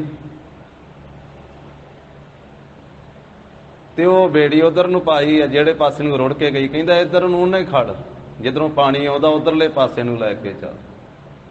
ਕਹਿੰਦਾ ਉਧਰ ਨੂੰ ਕਿਉਂ, ਤੇਰੇ ਸਾਹਮਣੇ ਤੇ ਰੁੜ ਕੇ ਐ ਨੂੰ ਗਈ ਆ। ਕਹਿੰਦਾ ਨਹੀਂ, ਉਹ ਸਾਰੀ ਜ਼ਿੰਦਗੀ ਪੁੱਠੇ ਪਾਸੇ ਹੀ ਗਈ ਸੀ, ਹੁਣ ਵੀ ਉਹ ਜਿੱਧਰੋਂ ਪਾਣੀ ਆਇਆ ਉਧਰ ਹੀ ਗਈ ਹੋਣੀ ਆ, ਇਸ ਕਰਕੇ ਉਧਰ ਨੂੰ ਲੈ ਕੇ ਚੱਲ ਤੂੰ ਬੇੜੀ। ਭਾਵ ਇਹ ਵੀ ਇਸ ਤਰ੍ਹਾਂ ਜਿੱਥੇ ਇੱਕ ਦੂਜੇ ਦਾ ਸਤਿਕਾਰ ਨਹੀਂ ਕੀਤਾ ਜਾਂਦਾ, ਆਦਰ ਨਹੀਂ ਕੀਤਾ ਜਾਂਦਾ, ਉੱਥੇ ਫਿਰ ਪ੍ਰੀਤ ਨਹੀਂ ਰਹਿੰਦੀ ਹੈ, ਉੱਥੇ ਨੇਹੋਂ ਨਹੀਂ ਰਹਿੰਦਾ ਹੈ। ਜਦੋਂ ਕੋਈ ਸਾਹਮਣੇ ਪਤਨੀ ਬੋਲਣ ਲੱਗ ਪੈਂਦੀ ਹੈ ਪਤੀ ਦੇ, ਅੱਜ ਕੱਲ੍ਹ ਤੇ ਜ਼ਮਾਨਾ ਹੀ ਹੋਰ ਹਿਸਾਬ ਦਾ ਆ ਗਿਆ, ਪਰ ਨਹੀਂ ਤੇ ਪਤੀ ਦਾ ਅਦਬ ਵੀ ਕੀਤਾ ਜਾਂਦਾ ਸੀ, ਆਪਣੇ ਸੱਸ ਸਹੁਰੇ ਦੇ ਪੈਰੀਂ ਹੱਥ ਲਾਇਆ ਜਾਂਦਾ ਸੀ। ਪੁਰਾਣੀਆਂ ਮਾਈਆਂ ਉਹ ਪੈਰੀਂ ਹੱਥ ਲਾਉਂਦੀਆਂ ਸਨ, ਨੌ ਆਪਣੀ ਸੱਸ ਦੇ, ਆਪਣੇ ਸਹੁਰੇ ਦੇ ਚਰਨੀ ਹੱਥ ਲਾਉਣਾ, ਸਤਿਕਾਰ ਕਰਨਾ, ਮਾਤਾ ਪਿਤਾ, ਇਹ ਸਤਿਕਾਰ ਸੀ ਸਮਾਜਿਕ। ਪਰ ਜਦੋਂ ਸਾਹਮਣੇ ਬੋਲਿਆ ਜਾਂਦਾ ਹੈ, ਫਿਰ ਮਹਾਰਾਜ ਕਹਿੰਦੇ ਵੀ ਨੇਹੋ ਟੁੱਟ ਜਾਂਦਾ। ਉਂਝ ਬੋਲਣ ਤੋਂ ਤੇ ਨਹੀਂ ਰੋਕਿਆ, ਇੱਕ ਦੂਜੇ ਨਾਲ ਬੋਲਣਾ ਤੇ ਹੈ ਹੀ ਹੈ, ਪਰ ਸਾਹਮਣੇ ਬੋਲਣ ਤੋਂ ਭਾਵ ਜਦੋਂ ਟੋਕਾ ਟਕਾਈ ਕੀਤੀ ਜਾਂਦੀ ਹੈ, ਜਦੋਂ ਫਿੱਕਾ ਬੋਲਿਆ ਜਾਂਦਾ ਹੈ, ਕੌੜਾ ਬੋਲਿਆ ਜਾਂਦਾ ਹੈ, ਬੇਮਰਿਆਦਾ ਬੋਲਿਆ ਜਾਂਦਾ ਹੈ, ਜਦੋਂ ਉਹ ਲਿਹਾਜ਼, ਉਹ ਮਰਿਆਦਾ ਨਹੀਂ ਜਿਸ ਵੇਲੇ ਰਹਿੰਦੀ, ਟੂਟਾ ਨੇਹ ਹੋ ਕੇ ਬੋਲਾ ਹੈ ਸਹੀ ਸਹੀ। ਜਦੋਂ ਸਾਹਮਣੇ ਬੋਲਿਆ ਜਾਂਦਾ ਹੈ ਨਾ, ਪਤਨੀ ਜਦੋਂ ਆਪਣੇ ਪਤੀ ਦੇ ਸਾਹਮਣੇ ਬੋਲਦੀ ਹੈ ਤੇ ਫਿਰ ਉਹਦਾ ਨੇਹੋਂ ਟੁੱਟ ਜਾਂਦਾ ਹੈ। ਉਹਨੂੰ ਹਰ ਵੇਲੇ ਅਦਬ ਵਿੱਚ ਰਹਿਣਾ ਚਾਹੀਦਾ ਹੈ, ਸਤਿਕਾਰ ਵਿੱਚ ਰਹਿਣਾ ਚਾਹੀਦਾ ਹੈ, ਪਤੀ ਨੂੰ ਪਰਮੇਸ਼ਰ ਕਰਕੇ ਜਾਣਨਾ ਚਾਹੀਦਾ ਹੈ, ਤੇ ਪਤੀ ਨੂੰ ਵੀ ਪਰਮੇਸ਼ਰ ਬਣ ਕੇ ਰਹਿਣਾ ਚਾਹੀਦਾ ਹੈ। ਇਹ ਨਹੀਂ ਵੀ ਉਹ ਨਸ਼ੇ ਨਾਲ ਘੁੱਟ ਹੋ ਕੇ ਆ ਕੇ ਤੇ ਉਹ ਪਤਨੀ ਦੇ ਉੱਤੇ ਆਪਣਾ ਗੁੱਸਾ ਝਾੜੀ ਜਾਵੇ ਵੀ ਨਸ਼ਾ ਪੀ ਕਰਕੇ। ਜੇ ਉਹਨੂੰ ਪਤੀ ਨੂੰ ਪਰਮੇਸ਼ਰ ਦਾ ਮਾਣ ਦਿੱਤਾ ਤੇ ਉਹਨੂੰ ਵੀ ਫਿਰ ਉਸ ਮਰਿਆਦਾ 'ਚ ਸਤਿਕਾਰ 'ਚ ਰਹਿਣਾ ਚਾਹੀਦਾ। ਤਾਂ ਫਿਰ ਇਹ ਜਿਹੜੀ ਸਾਂਝ ਇਹ ਨਿਭਦੀ ਹੈ। ਇਹ ਆ ਸੰਸਾਰੀ ਦ੍ਰਿਸ਼ਟਾਂਤ, ਇਹਦੇ ਵਿੱਚ ਹੀ ਮਹਾਰਾਜ ਪਰਮਾਰਥੀ ਉਪਦੇਸ਼ ਦਿੰਦੇ ਆ ਵੀ ਜਿਸ ਵੇਲੇ ਕੋਈ ਪ੍ਰਮਾਤਮਾ ਪਤੀ ਦੇ ਸਾਹਮਣੇ ਬੋਲਣ ਲੱਗ ਪੈਂਦਾ ਹੈ ਨਾ, ਜਵਾਬ ਦੇਣ ਲੱਗ ਪੈਂਦਾ ਹੈ, ਤੇ ਉਹਦਾ ਭਾਈ ਪ੍ਰਮਾਤਮਾ ਪਤੀ ਦੇ ਨਾਲੋਂ ਵੀ ਨੇਹੋਂ ਟੁੱਟ ਜਾਂਦਾ ਹੈ। ਜਦੋਂ ਸਾਹਮਣੇ ਬੋਲਦਾ ਹੈ ਕਿ ਮੈਂ ਇੰਨਾ ਜਪ ਕੀਤਾ, ਇੰਨਾ ਤਪ ਕੀਤਾ, ਇੰਨੀ ਅਰਾਧਨਾ ਕੀਤੀ, ਇੰਨੀ ਸੇਵਾ ਕੀਤੀ, ਇੰਨਾ ਸਿਮਰਨ ਕੀਤਾ, ਇੰਨਾ ਦਾਨ ਪੁੰਨ ਕੀਤਾ, ਤੇ ਤੂੰ ਮੇਰੀ ਆ ਬੇਨਤੀ ਨਹੀਂ ਮੰਨੀ, ਇਹ ਪ੍ਰਮਾਤਮਾ ਮੇਰੀ ਅਰਦਾਸ ਨਹੀਂ ਪੂਰੀ ਕੀਤੀ, ਮੇਰਾ ਕਾਰਜ ਨਹੀਂ ਰਾਸ ਕੀਤਾ। ਮਹਾਰਾਜ ਕਹਿੰਦੇ ਨਹੀਂ ਭਾਈ, ਜਦੋਂ ਸਾਹਮਣੇ ਬੋਲਿਆ ਜਾਂਦਾ ਹੈ ਨਾ ਇਸ ਤਰ੍ਹਾਂ ਸਭ ਕੁਝ ਕਰ ਕਰਾ ਕੇ ਫਿਰ ਵੀ ਭਾਣੇ 'ਚ ਰਹਿਣਾ ਪੈਂਦਾ ਹੈ, ਫਿਰ ਵੀ ਨੀਵੇਂ ਹੋ ਕੇ ਰਹਿਣਾ ਪੈਂਦਾ ਹੈ। ਪਰਮਾਤਮਾ ਦੇ ਸਾਹਮਣੇ ਜਪ ਤਪ ਕਰਕੇ ਫਿਰ ਵੀ ਨਿਮਰਤਾ ਦੇ ਨਾਲ ਸਭ ਕੁਝ ਕਰ ਕਰਾ ਕੇ ਬੇਨਤੀ ਨਿਮਰਤਾ ਨਾਲ ਹੀ ਕਰਨੀ ਪੈਂਦੀ ਹੈ। ਤੁਧ ਆਗੇ ਅਰਦਾਸ ਹਮਾਰੀ ਜੀਓ ਪਿੰਡ ਸਭ ਤੇਰਾ, ਕਹੋ ਨਾਨਕ ਸਭ ਤੇਰੀ ਵਡਿਆਈ, ਕੋਈ ਨਾਉ ਨਾ ਜਾਣੈ ਮੇਰਾ। ਫਿਰ ਵੀ ਨਿਮਰਤਾ ਪੂਰਵਕ ਹੀ ਭਾਣੇ ਵਿੱਚ ਹੀ ਚੱਲਣਾ ਪੈਂਦਾ ਹੈ। ਤੇ ਜਦੋਂ ਕੋਈ ਭਾਣਾ ਮੰਨਣਾ ਛੱਡ ਕੇ ਤਿਆਗ ਕੇ ਤੇ ਸਾਹਮਣੇ ਬੋਲਦਾ ਹੈ, ਜਵਾਬਦਾਈ ਹੁੰਦਾ ਹੈ, ਤਾਂ ਫਿਰ ਨੇਹੋਂ ਟੁੱਟ ਜਾਂਦਾ ਹੈ, ਫਿਰ ਨੇਹੋਂ ਨਹੀਂ ਰਹਿੰਦਾ ਹੈ।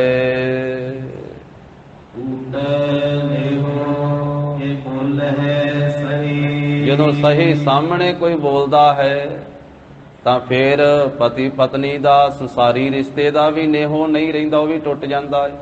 ਜਿਸ ਵੇਲੇ ਕੋਈ ਇਹ ਜਗਿਆਸੂ ਰੂਪ ਪਤਨੀ, ਸਖੀ ਸਹੇਲੀ, ਜਪ ਤਪ ਕਰਨ ਵਾਲੀ, ਸਾਧਨਾ ਕਰਨ ਵਾਲੀ ਪਰਮਾਤਮਾ ਦੇ ਸਾਹਮਣੇ ਬੋਲਦੀ ਹੈ, ਫਿਰ ਪਰਮਾਤਮਾ ਦੇ ਨਾਲ ਵੀ ਨੇਹੋਂ ਨਹੀਂ ਰਹਿੰਦਾ ਹੈ।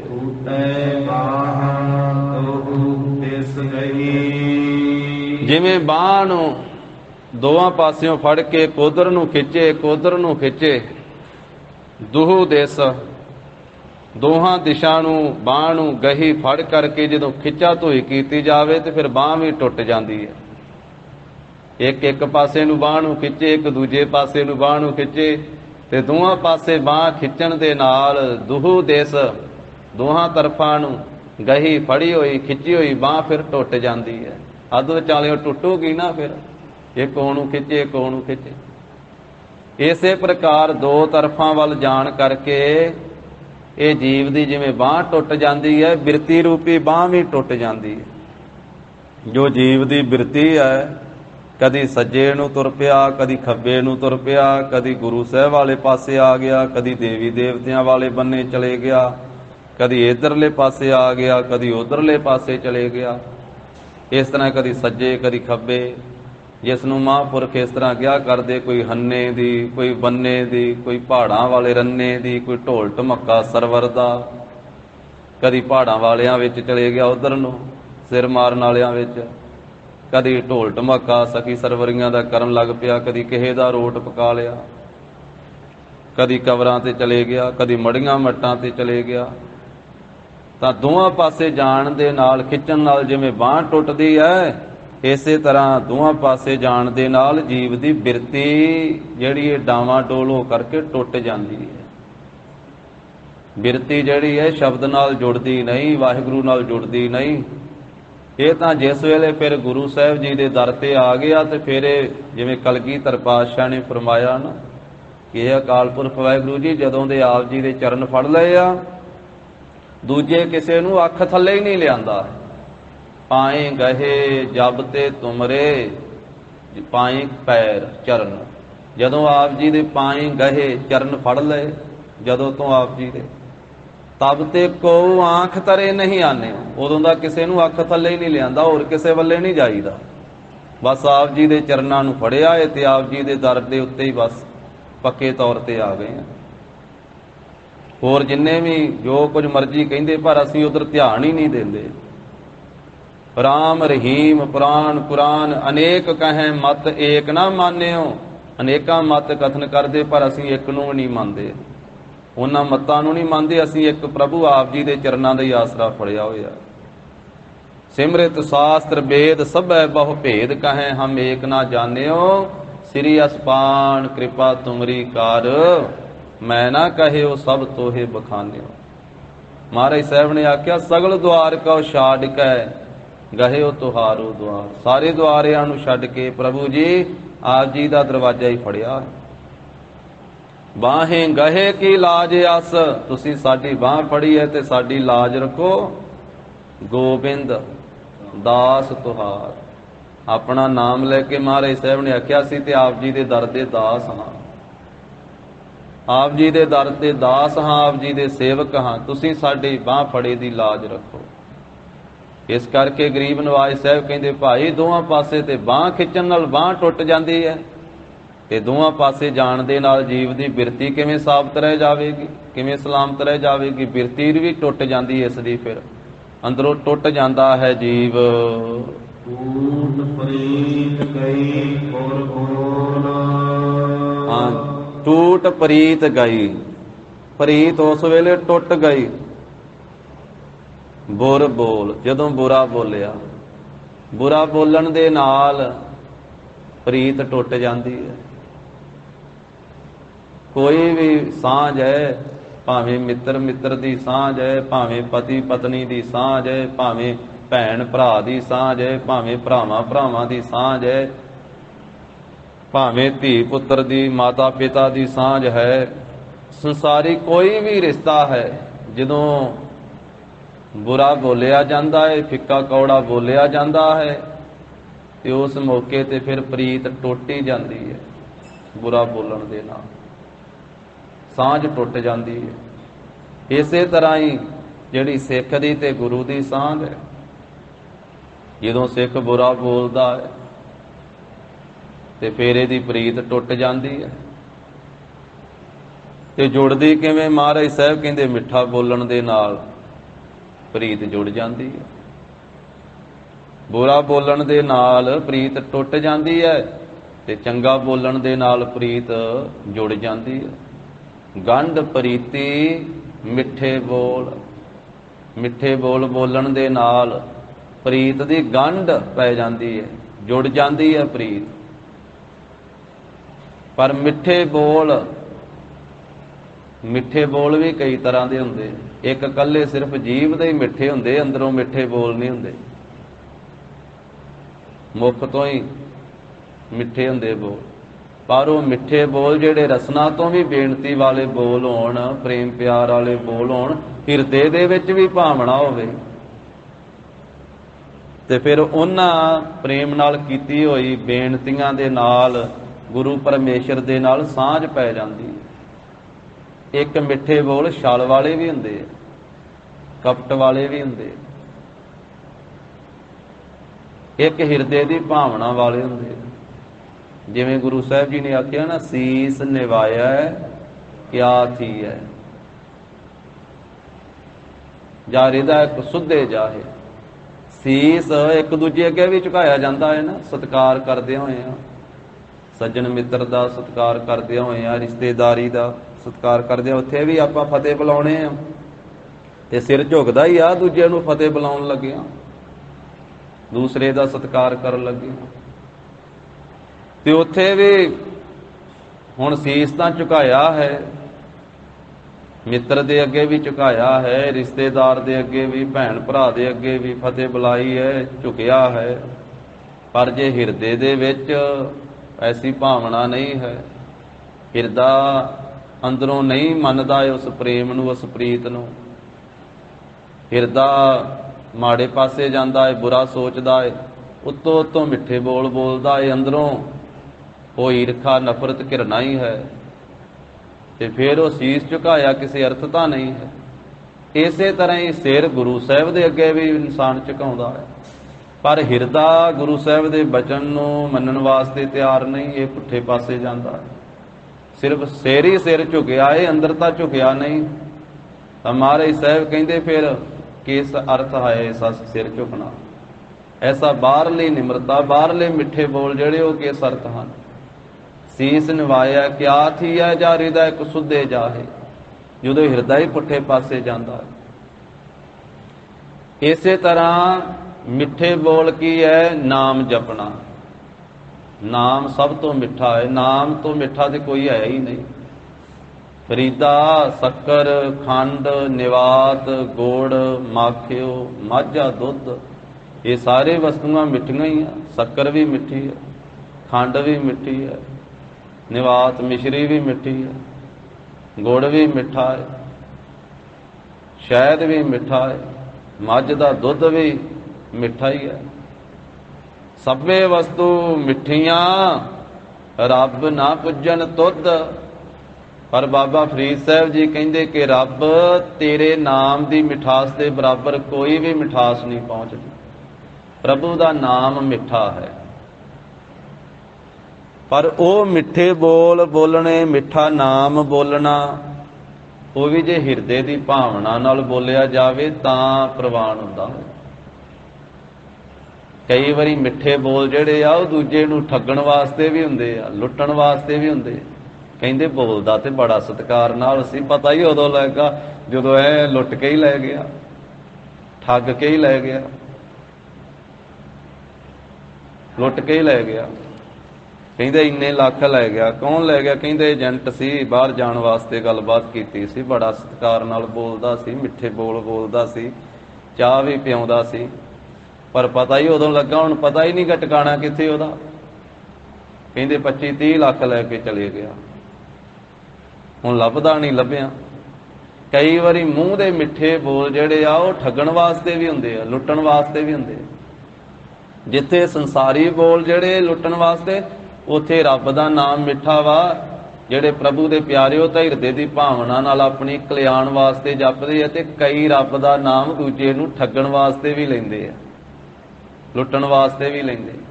भगत कबीर साहिब जी दे कोले संगत आई, कहंदे भी भगत जी सानू तां संतां ने लुੱਟ लिया, सानू तां साधुआं ने लुੱਟ लिया। भगत जी कहंदे नाले कहंदे ओ संत, नाले कहंदे ओ साधु, नाले कहंदे ओ लुੱਟ लिया। संत तां परोपकारी हुंदे आ, संत तां दूसरे दा भला करदे हो तां लुੱਟਦੇ नहीं। तुसीं किवें वेखिया भी संत सी? कहंदे जी उन्हां दा धोतियां वेखियां सी, 3.5 गज दीयां धोतियां लाइयां सी, उन्हां ने गलां विच माला पाईयां होईयां सी, हत्थां विच गड़वे फड़े होए सी। भगत जी कहंदे तुसीं पहरावा वेख के ही संत कह दिता, पहरावे दा नाम थोड़ा संत है। हाँ, पहरावा, पहरावे दे विच संत भी हो सकदा ते पहरावे दे विच पहरावा संत दा हो सकदा, पर विच ठग भी हो सकदा है, विच लुटेरा भी हो सकदा है। हुण जगत गुरु जी ने कह दिता सी ना कि तेरा पहरावा ते सज्जणा वाला है, संतां वाला है, पर तेरी बिरती नहीं सज्जणा वाली। तेरा नाम भी सज्जण है, पर है तू अंदरों ठग। तू मसीत भी बनाई हुई है, मंदिर भी बनाया होया, भी शिकार कोई नहीं जान देना खाली। जे मंदिर नूं मनण वाला आवे ते ओनूं भी सत्कार दे नाल मंदिर विच नमस्कार कराउणी, रात नूं रहैश देनी है। जे मसीत वाला मनण वाला आउंदा, ओनूं मसीत विच नमस्कार करा के ते रहैश ओनूं भी दे देनी, पर पता उदों ही लगना जदों रात नूं कपड़े भी ला लैणे, बन के खूह च सुੱਟ देना। सतगुरां ने कहा सी भी तू सज्जण नहीं, तू तां ठग है, ठग। बाहरों लिशकदा ही ਕਹਿਹਾਂ ਜਿਹੜਾ ਚੰਗਾ ਲੱਗਦਾ, ਜਦੋਂ ਰਗੜ ਕੇ ਵੇਖੀਏ ਵਿੱਚੋਂ ਸ਼ਾਹ ਕਾਲੀ ਮਸ ਸ਼ਾਹੀ ਨਿਕਲਦੀ ਵਿੱਚੋਂ। ਉਜਲ ਕਹਿਹਾਂ ਚਿਲਕਣਾ ਘੋਟਮ ਕਾਲੜੀ ਮਸ, ਧੋਤਿਆਂ ਜੂਠ ਨਾ ਉਤਰੈ ਜੇ 100 ਧੋਵਾਂ ਤਿਸ। ਸੱਜਣ ਸੇਈ ਨਾਲ ਮੈਂ ਚੱਲਦਿਆਂ ਨਾਲ ਚਲਨ, ਜਿੱਥੈ ਲੇਖਾ ਮੰਗੀਐ ਤਿੱਥੈ ਖੜੇ ਦਿਸਨ। ਸੱਜਣ ਤਾਂ ਹੁੰਦੇ ਆ ਜਿੱਥੇ ਲੇਖਾ ਵੀ ਮੰਗਿਆ ਜਾਵੇ ਤੇ ਉੱਥੇ ਨਾਲ ਖਲੋਤੇ ਦਿਸਣ। ਔਖੇ ਵੇਲੇ ਵੀ ਜਿਹੜੇ ਕੰਮ ਆਉਣ, ਮਦਦ ਆਉਣ, ਉਹ ਸੱਜਣ ਹੁੰਦੇ ਆ। ਇਹ ਨਹੀਂ ਵੀ ਔਖੇ ਵੇਲੇ ਸਾਥ ਛੱਡ ਕੇ ਭੱਜ ਜਾਣ, ਉਹ ਨਹੀਂ ਸੱਜਣ ਹੁੰਦੇ। ਤੋ ਗਰੀਬ ਨਵਾਜ ਸਾਹਿਬ ਜੀ ਨੇ ਐਸਾ ਫਰਮਾਇਆ। ਭਗਤ ਕਬੀਰ ਸਾਹਿਬ ਜੀ ਕਹਿੰਦੇ ਤੁਸੀਂ ਪਹਿਰਾਵੇ ਨੂੰ ਵੇਖਿਆ, ਉਹਨਾਂ ਦਾ ਪਹਿਰਾਵਾ ਹੀ ਸੰਤਾਂ ਵਾਲਾ ਸੀ, ਪਰ ਅੰਦਰ ਤਾਂ ਠੱਗ ਸੀ। ਉਹਨਾਂ ਠੱਗਾਂ ਨੇ ਲੁੱਟਣ ਵਾਸਤੇ ਹੀ ਸੰਤਾਂ ਵਾਲਾ ਪਹਿਰਾਵਾ ਧਾਰਨ ਕੀਤਾ ਸੀ। फिर उस वेले बचन उचारिया, गज 3.5 तै धोतियां तेरे पायन तग, गली जिन्हां जप मालियां लोटे हाथ निबग। होए हर के संत ना आखिया है, बा नारस के ठग। कईयां ने लिबास ते मूँह तो परमेश्वर दा नाम जपना भी ठगण वास्ते इस तरह धारण कीता हुंदा। कलगीधर पातशाह ने चरित्रां दे विच बचन भी ऐसा किया है। धन श्री गुरु गोबिंद सिंह महाराज जी ने 4 जाने इकट्ठे हो गए, 4 ठग। लिबास उन्होंने धार्मिक बनाया अपना। जंगल दे विच जिथों दी रस्ता जांदा सी उत्थे खलो गए थोड़ी थोड़ी दूरी ते भी एक दी आवाज़ दूसरे नूं सुण जावे, दूजे दी आवाज़ तीजे नूं सुण जावे, तीजे दी आवाज़ चौथे नूं सुण जावे। उन्हां आपस विच सारी गलबात कीती सी भी इस तरीके नाल आपां इस राह थाणी कोई जांदा जिहड़ा उहनूं सुक्का नहीं जाण देना ते उहनूं फड़ के ते आपां लुੱਟ ਖੋਹ कर लैणी। जिहड़ा पहिला बैठा सी ना चौंकड़ा मार के, उहने वेखिया कोई आदमी आउंदा भी आ गया, शिकार आ गया, आदमी आ गया। वो कहण लग पिया उच्ची उच्ची, नारायण नारायण नारायण नारायण। वेखण वाले ने आखिया भी बड़ा परमेश्वर दा भगत आ, नारायण नारायण कहंदा है। वो अगे लंघिया ते जिहड़ा दूसरा सी वो कहण लग पिया ਦਾਮੋਦਰ ਦਾਮੋਦਰ ਦਾਮੋਦਰ। ਉਹਨੇ ਕਿਹਾ ਵੀ ਰੱਬ ਦਾ ਨਾਮ ਜਪਣ ਦਿਆ, ਦਾਮੋਦਰ ਵੀ ਉਹਦਾ ਨਾਮ। ਥੋੜਾ ਜਿਹਾ ਅੱਗੇ ਗਿਆ ਤੇ ਉਹਨੇ ਆਖਿਆ ਬਿੰਦਰਾਵਨ ਬਿੰਦਰਾਵਨ। ਤਾਂ ਇਸੇ ਤਰ੍ਹਾਂ ਜਿਹੜਾ ਅਗਲਾ ਸੀ ਉਹਨੇ ਆਖਿਆ ਹਰੇ ਕ੍ਰਿਸ਼ਨਾ ਹਰੇ ਕ੍ਰਿਸ਼ਨਾ। ਉਹ ਜਿਹੜਾ ਰਾਹੀ ਪਾਂਦੀ ਸੀ ਉਹਨੇ ਖਿਆਲ ਕੀਤਾ ਕਿ ਚਾਰੇ ਜਾਣੇ ਰੱਬ ਦਾ ਵੱਖਰਾ ਵੱਖਰਾ ਨਾਮ ਲੈ ਰਹੇ, ਇਹ ਚਾਰੇ ਨਾਮ। ਪਤਾ ਹੀ ਉਦੋਂ ਲੱਗਾ ਜਦੋਂ ਚੌਹਾਂ ਨੇ ਆ ਕੇ ਫਿਰ ਘੇਰ ਲਿਆ ਉਹਨੂੰ। ਸ਼ਾਮਾਈਆਂ ਪੈਣ ਵਾਲੀਆਂ ਸੀ, ਹਨੇਰਾ ਜਿਹਾ ਹੋ ਗਿਆ। ਚੌਹਾਂ ਨੇ ਆ ਕੇ ਫੜ ਲਿਆ ਤੇ ਕਹਿੰਦੇ ਵੀ ਜੋ ਕੁਝ ਹੈਗਾ ਕੱਢ ਦੇ, ਵੀ ਇੱਥੇ ਨਹੀਂ ਤੇ ਮਾਰ ਦਾਂਗੇ। ਉਹਨੇ ਕਿਹਾ ਤੁਸੀਂ ਤੇ ਪਰਮੇਸ਼ਰ ਦਾ ਨਾਮ ਜਪਦੇ ਪਏ ਸੀ। ਉਹ ਕਹਿੰਦੇ ਨਹੀਂ, ਇਹ ਨਾਮ ਨਹੀਂ ਅਸੀਂ ਜਪਦੇ, ਅਸੀਂ ਤੇ ਬੰਦੇ ਫੜਨ ਵਾਸਤੇ ਆਪਣਾ ਇਸ ਤਰ੍ਹਾਂ ਜੋੜਿਆ। ਜਿਹੜਾ ਪਹਿਲਾਂ ਕਹਿੰਦਾ ਸੀ ਨਾ ਨਾਰਾਇਣ ਨਾਰਾਇਣ, ਉਹਨੇ ਆਪਣਾ ਹੀ ਅਰਥ ਇਹਦੇ ਚ ਕੱਢਿਆ ਸੀ ਵੀ ਨਰ ਮੈਣੇ ਮਨੁੱਖ ਤੇ ਆਇਣ ਮੈਣੇ ਆ ਰਿਹਾ, ਵੀ ਬੰਦਾ ਆ ਰਿਹਾ, ਜੇ ਬੰਦਾ ਆ ਰਿਹਾ ਸਾਵਧਾਨ ਹੋ ਜਾਓ। ਨਾਰਾਇਣ ਨਰ ਆ ਰਿਹਾ ਵਾ। ਜਿਹੜਾ ਦੂਜਾ ਸੀ ਉਹਨੂੰ ਆਖਿਆ ਵੀ ਤੁਸੀਂ ਵੀ ਆਖਣ ਡਏ ਸੀ ਦਾਮੋਦਰ ਦਾਮੋਦਰ। ਕਹਿੰਦਾ ਮੈਂ ਆਖਿਆ ਵੀ ਮੈਂ ਵੇਖ ਲਿਆ ਧਿਆਨ ਦੇ ਨਾਲ, ਦਮੜੇ ਆ ਇਹਦੇ ਉਦਰ ਦੇ ਨਾਲ, ਇਹਦੇ ਢਿੱਡ ਦੇ ਨਾਲ ਹੈਗੇ ਰੁਪਈਏ ਬੱਧੇ ਹੋਏ। ਦਾਮੋਦਰ ਦਾਮੋਦਰ, ਉਹਨੇ ਦਾਮੋਦਰ ਦਾ ਅਰਥ ਇਹ ਕੱਢਿਆ ਹੋਇਆ ਸੀ। ਤੀਜਾ ਜਿਹੜਾ ਸੀ ਉਹ ਕਹਿੰਦਾ ਸੀ ਵੀ ਬਿੰਦਰਾ ਬਣੇ ਬਿੰਦਰਾ ਬਣੇ। ਉਹ ਕਹਿੰਦਾ ਤੁਸੀਂ ਵੀ ਇਹ ਨਾਂ ਲੈ ਰਹੇ ਸੀ ਅਵਤਾਰ ਦਾ। ਉਹਨੇ ਕਿਹਾ ਮੇਰਾ ਤੇ ਮਤਲਬ ਇਹ ਸੀ ਵੀ ਇਹਨੂੰ ਹੁਣ ਬਣ ਨਾਮ ਜੰਗਲ ਦਾ ਤੇ ਵੀ ਇਹਨੂੰ ਸੰਘਣੇ ਜੰਗਲ ਵਿੱਚ ਲੈ ਜਾਓ, ਸੰਘਣੇ ਜੰਗਲ 'ਚ ਜਾ ਲੈਂਦੋ, ਉੱਥੇ ਫੜਦੇ ਇਹਨੂੰ। ਤੇ ਚੌਥਾ ਜਿਹੜਾ ਸੀ ਉਹਨੇ ਆਖਿਆ ਹਰੇ ਕ੍ਰਿਸ਼ਨਾ ਹਰੇ ਕ੍ਰਿਸ਼ਨਾ। ਉਹ ਕਹਿੰਦੇ ਵੀ ਤੁਸੀਂ ਵੀ ਨਾਂ ਲੈ ਰਹੇ ਸੀ ਸ੍ਰੀ ਕ੍ਰਿਸ਼ਨ ਜੀ ਦਾ, ਹਰੇ ਕ੍ਰਿਸ਼ਨਾ। ਕਹਿੰਦਾ ਮੇਰਾ ਮਤਲਬ ਇਹ ਸੀ ਵੀ ਕ੍ਰਿਸ਼ਨਾ ਨਾਮ ਹਨੇਰੇ ਦਾ, ਹਰੇ ਨਾਮ ਮਾਰਨ ਦਾ, ਵੀ ਹਨੇਰਾ ਜਿਹਾ ਹੋ ਜਾਂਦੇ ਉਹ ਫਿਰ ਫੜ ਕੇ ਮਾਰਦੇ ਇਹਨੂੰ। ਕਈਆਂ ਲੁਟੇਰਿਆਂ ਨੇ ਨਾਮ ਰੱਬ ਦਾ ਮੁਖ ਤੋਂ ਲਿਆ ਹੈ ਤੇ ਲੁੱਟਣ ਵਾਸਤੇ, ਫੜਨ ਵਾਸਤੇ। ਉਹਨਾਂ ਚੌਹਾਂ ਨੇ ਘੇਰ ਕੇ ਤੇ ਸਭ ਕੁਝ ਉਹਦਾ ਲੁੱਟ ਖੋਹ ਲਿਆ। ਕਲਗੀਧਰ ਪਾਤਸ਼ਾਹ ਨੇ ਆਖਿਆ ਇਸ ਤਰ੍ਹਾਂ ਵੀ ਲੋਕ ਕਰਦੇ। ਹੁਣ ਮਿੱਠਾ ਬੋਲਣਾ ਉਹ ਜੇ ਹਿਰਦੇ ਦੀ ਭਾਵਨਾ ਨਾਲ ਬੋਲਿਆ ਜਾਵੇ ਫਿਰ ਤਾਂ ਸਫਲਾ ਹੈ, ਜੇ ਸਿਰਫ ਉੱਤੋਂ ਉੱਤੋਂ ਜ਼ਬਾਨੋਂ ਜ਼ਬਾਨੋਂ ਫਿਰ ਨਹੀਂ, ਫਿਰ ਤਾਂ ਲੁੱਟਣ ਵਾਲਾ ਹੋ ਸਕਦਾ ਹੈ। ਤਾਂ ਮਹਾਰਾਜ ਸਾਹਿਬ ਇੱਥੇ ਫਰਮਾ ਰਹੇ ਟੂਟ ਪ੍ਰੀਤ ਗਈ ਬੁਰ ਬੋਲ। ਜਦੋਂ ਕੋਈ ਬੁਰਾ ਬੋਲਦਾ ਹੈ ਨਾ, ਮਾੜਾ ਬੋਲਦਾ ਹੈ, ਤੇ ਉਸ ਵੇਲੇ ਪ੍ਰੀਤ ਟੁੱਟ ਜਾਂਦੀ। ਵੇਖੋ ਕਈਆਂ ਸਾਲਾਂ ਦੀ ਬਣੀ ਹੋਈ ਪ੍ਰੀਤ ਇੱਕ ਬੋਲ ਬੋਲਣ ਦੇ ਨਾਲ ਹੀ ਫਰਕ ਪੈ ਜਾਂਦਾ ਹੈ ਤੇ ਸਾਂਝ ਟੁੱਟ ਜਾਂਦੀ ਹੈ। ਇੱਕ ਬੋਲ ਦੇ ਨਾਲ ਜਨਮ ਤੋਂ ਲੈ ਕਰਕੇ ਪ੍ਰੀਤ ਬਣੀ ਸੀ, ਸਿਰਫ ਇੱਕ ਬੁਰਾ ਬੋਲ ਬੋਲਿਆ ਗਿਆ, ਉਹ ਇੱਕੋ ਹੀ ਬੁਰੇ ਬੋਲ ਨੇ ਜਿਹੜੀ ਸਾਂਝ ਬਣੀ ਹੋਈ ਸੀ ਕਈਆਂ ਸਾਲਾਂ ਦੀ, ਉਹ ਤੋੜ ਕੇ ਰੱਖ ਦਿੱਤੀ। ਤੋ ਇਹ ਰਸਨਾ ਦਾ, ਇਹ ਜੋ ਸਾਡੀ ਜੀਭ ਹੈ, ਇਸੇ ਕਰਕੇ ਆਖਿਆ ਹੈ ਨਾ ਵੀ ਇਹਦਾ ਜੋ ਇਹਦੇ ਤੋਂ ਬੋਲਣਾ ਹੈ ਉਹ ਵਿਚਾਰ ਕਰਕੇ ਬੋਲਣਾ ਚਾਹੀਦਾ। ਵਿਚਾਰ ਕੇ ਇੱਕ ਬੋਲ ਬੋਲਣ ਦੇ ਨਾਲ ਹੀ ਪ੍ਰੀਤ ਟੁੱਟ ਜਾਂਦੀ, ਪਰਿਵਾਰ ਦੀ ਪ੍ਰੀਤ ਵੀ ਟੁੱਟ ਜਾਂਦੀ ਹੈ, ਪਰਿਵਾਰ ਵੀ ਖੇਰੂ ਖੇਰੂ ਹੋ ਜਾਂਦਾ, ਪਤੀ ਪਤਨੀ ਦੀ ਪ੍ਰੀਤ ਵੀ ਟੁੱਟ ਜਾਂਦੀ ਹੈ, ਤੇ ਸਿੱਖ ਦੀ ਤੇ ਗੁਰੂ ਦੀ ਵੀ ਸਾਂਝ ਜਿਹੜੀ ਟੁੱਟ ਜਾਂਦੀ ਹੈ ਬੁਰਾ ਬੋਲਣ ਦੇ ਨਾਲ। ਇਹ ਰਸਨਾ ਦੇ ਕੁਝ ਦੋਸ਼ ਹਨ। ਮਾੜਾ ਬੋਲਣਾ, ਬੁਰਾ ਬੋਲਣਾ, ਫਿੱਕਾ ਬੋਲਣਾ, ਕੌੜਾ ਬੋਲਣਾ, ਫਾਲਤੂ ਬੋਲਣਾ, ਝੂਠ ਬੋਲਣਾ, ਨਿੰਦਿਆ ਬੋਲਣੀ, ਇਹ ਸਾਰੇ ਇਹਦੇ ਦੋਸ਼ ਹਨ ਸਾਡੀ ਰਸਨਾ ਦੇ। ਤੋ ਗਰੀਬ ਨਵਾਜ਼ ਸਾਹਿਬ ਜੀ ਕਹਿੰਦੇ ਹਨ ਇਹ ਬੁਰਾ ਬੋਲਣ ਦੇ ਨਾਲ ਪ੍ਰੀਤ ਜਿਹੜੀ ਹੈ ਉਹ ਟੁੱਟ ਜਾਂਦੀ ਹੈ। ਟੁੱਟ ਗਈ ਪ੍ਰੀਤ ਜਿਸ ਵੇਲੇ ਬੁਰਾ ਬੋਲਿਆ। ਦੁਰਮਤ ਪਰ ਹਰ ਛਾਟੀ ਢੋਲ। ਢੋਲ ਨਾਮ ਪਤੀ ਦਾ ਹੈ। ਕਈਆਂ ਇਲਾਕਿਆਂ ਦੇ ਵਿੱਚ ਨਾ ਪਤੀ ਨੂੰ ਢੋਲ ਕਹਿੰਦੇ ਜਾਂ ਢੋਲਣ ਕਹਿੰਦੇ ਹਨ।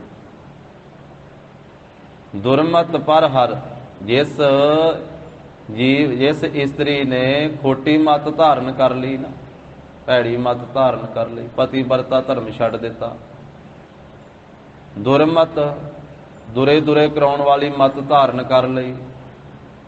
ਫਿਰ ਪਰਹਰ ਛਾਡੀ ਢੋਲ, ਢੋਲ ਮੈਨੇ ਪਤੀ ਨੇ ਉਹਨੂੰ ਪਰਹਰ ਪਰੇ ਕਰ ਦਿੱਤਾ ਤੇ ਛੱਡ ਦਿੱਤੀ, ਤਿਆਗ ਦਿੱਤੀ ਉਹ ਆਪਣੀ ਇਸਤਰੀ, ਆਪਣੀ ਪਤਨੀ ਤਿਆਗ ਦਿੱਤੀ। ਉਹਨੇ ਆਖਿਆ ਤੂੰ ਖੋਟੀ ਮਤ ਧਾਰਨ ਕਰ ਲਈ, ਤੂੰ ਪਤੀ ਵਰਤਾ ਧਰਮ ਦੇ ਵਿੱਚ ਨਹੀਂ ਪ੍ਰਪੱਕ ਹੈ, ਤੂੰ ਬੁਰੇ ਪਾਸੇ ਜਾਣ ਲੱਗ ਪਈ, ਤੇਰਾ ਜੀਵਨ ਆਚਰਨ ਜਿਹੜਾ ਹੈ ਉੱਚਾ ਸੁੱਚਾ ਨਹੀਂ ਰਹਿ ਗਿਆ, ਦੁਰਮਤ ਧਾਰਨ ਕਰ ਲਈ। ਇਸ ਕਰਕੇ ਢੋਲ ਨੇ ਪਤੀ ਨੇ ਛੱਡ ਦਿੱਤੀ। ਪਤੀ ਕੌਣ ਹੈ? ਪ੍ਰਮਾਤਮਾ। ਇਸਤਰੀ ਕੌਣ ਹੈ? ਅਸੀਂ ਸਾਰੇ ਜੀਵ ਜਿੰਨੇ। ਇਸ ਕਰਕੇ ਗਰੀਬ ਨਵਾਜ ਸਾਹਿਬ ਜੀ ਕਹਿੰਦੇ ਹਨ, ਠਾਕੁਰ ਏਕ ਸਬਾਈ ਨਾਰ। ਮਾਲਕ ਪ੍ਰਮਾਤਮਾ ਪਤੀ ਹੈ, ਬਾਕੀ ਸਾਰੇ ਜੀਵ ਉਹਦੀਆਂ ਇਸਤਰੀਆਂ ਹਨ। ਜਦੋਂ ਇਹ ਜੀਵ ਰੂਪ ਇਸਤਰੀ ਨੇ ਦੁਰਮਤ ਖੋਟੀ ਮਤ ਧਾਰਨ ਕਰ ਲਈ, ਆਪਣੇ ਪਤੀ ਦਾ ਦਰ ਛੱਡ ਕੇ, ਆਪਣੇ ਖਸਮ ਦਾ ਦਰ ਛੱਡ ਕੇ, ਖਸਮ ਵੀ ਭਾਸ਼ਾ ਦੂਸਰੀ ਦਾ ਹੈ। ਵੇਖੋ ਦੂਸਰੀ ਭਾਸ਼ਾ ਦਾ ਜਿਹੜਾ ਬੋਲ ਹੈ ਉਹ ਦੂਜੀ ਭਾਸ਼ਾ ਵਿੱਚ ਆ ਕਰਕੇ ਇਸ ਤਰ੍ਹਾਂ ਪ੍ਰਤੀਤ ਹੁੰਦਾ ਹੈ, ਉਹਦੇ ਅਰਥ ਤਾਂ ਉਹੋ ਹੀ ਹੁੰਦੇ ਹਨ, ਕਿਸੇ ਵੇਲੇ ਬਦਲ ਵੀ ਜਾਂਦੇ ਆ, ਪਰ ਆਮ ਕਰਕੇ ਆਪਣੀ ਆਮ ਬੋਲੀ ਵਿੱਚ ਖਸਮ ਜਦੋਂ ਕਿਹਾ ਜਾਂਦਾ ਤੇ ਇੱਕ ਗਾਲ ਵਾਂਗੂ ਲੱਗਦਾ ਹੈ ਨਾ, ਇੱਕ ਗਾਲ ਵਾਂਗ। ਪਰ ਖਸਮ ਕਿੰਨੀ ਵਾਰੀ ਇਹ ਸ਼ਬਦ ਆਇਆ ਗੁਰੂ ਗ੍ਰੰਥ ਸਾਹਿਬ ਦੀ ਬਾਣੀ ਦੇ ਵਿੱਚ। ਜਿਵੇਂ ਆਪਾਂ ਮੁੱਖ ਵਾਕ ਲੈਨੇ ਤੇ ਉਸ ਵੇਲੇ ਵੀ ਪੜ੍ਹਦੇ ਹਾਂ, ਹੋਵੈ ਸਿਫਤ ਖਸਮ ਦੀ।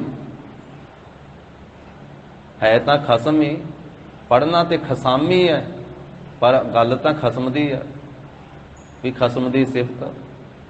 ਹੋਵੈ ਸਿਫਤ ਖਸਮ ਦੀ, ਨੂਰ ਅਰਸਹੁ ਕੁਰਸਹੁ ਝੱਟੀਐ, ਤੁਧ ਡਿਠੇ ਸੱਚੇ ਪਾਤਸ਼ਾਹ, ਮਲ ਜਨਮ ਜਨਮ ਦੀ ਕੱਟੀਐ। ਖਸਮ ਦਾ ਅਰਥ ਹੈ ਮਾਲਕ।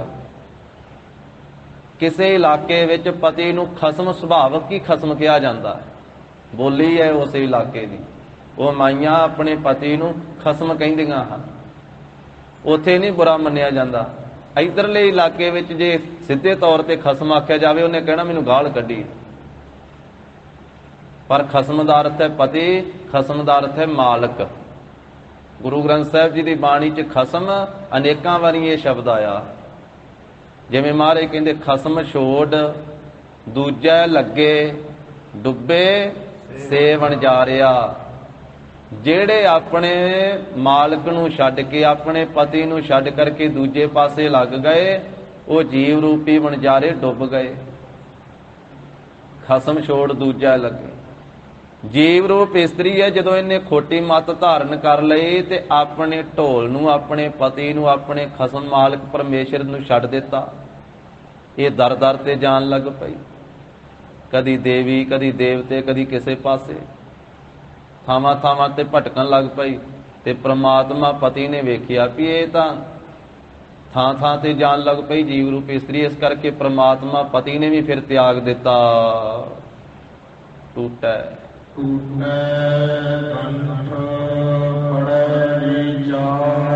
ਇਸ ਤਰ੍ਹਾਂ ਇਹ ਜੀਵ ਇਸਤਰੀ, ਇਹਦੀ ਪ੍ਰੀਤ ਟੁੱਟ ਗਈ ਜਦੋਂ ਪ੍ਰਮਾਤਮਾ ਪਤੀ ਦੇ ਨਾਲੋਂ।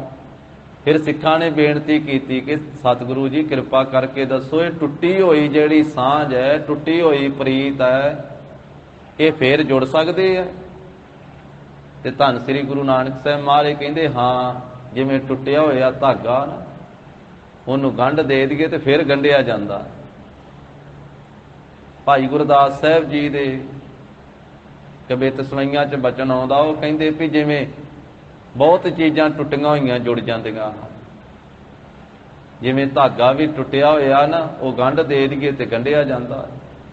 ਰੱਸਾ ਟੁੱਟਿਆ ਹੋਇਆ ਗੰਢਿਆ ਜਾਂਦਾ, ਭਾਂਡਾ ਟੁੱਟਿਆ ਹੋਇਆ ਫਿਰ ਟੰਕਾ ਲੱਗ ਜਾਂਦਾ, ਗੰਢਿਆ ਜਾਂਦਾ। ਇਸੇ ਤਰ੍ਹਾਂ ਕੱਪੜਾ ਜਿਹੜਾ ਪਾਟ ਜਾਵੇ, ਉੱਥੇ ਫਿਰ ਉਹਨੂੰ ਗੰਢ ਤੁੱਪ ਲਾ ਲਿਆ ਜਾਂਦਾ ਹੈ, ਉਹਨੂੰ ਤੋਪਾ ਲਾ ਲਿਆ ਜਾਂਦਾ, ਗੰਢ ਲਿਆ ਜਾਂਦਾ। ਟੂਟੈ, ਜਿਹੜਾ ਟੁੱਟਿਆ ਹੋਇਆ ਨਾ ਜੀਵ, ਜਿਸ ਦੀ ਸੁਰਤੀ ਟੁੱਟ ਗਈ, ਪ੍ਰੀਤ ਟੁੱਟ ਗਈ, ਗੰਠ, ਉਹਦੇ ਵਿੱਚ ਵੀ ਗੰਢ ਪੈ ਜਾਵੇਗੀ। ਗੰਠ ਪੜੈ, ਗੰਢ ਪੈ ਜਾਵੇਗੀ। ਕਦੋਂ? ਵਿਚਾਰ, ਜਦੋਂ ਗੁਰੂ ਕੇ ਸ਼ਬਦ ਦੀ ਵਿਚਾਰ ਕਰੇਗਾ।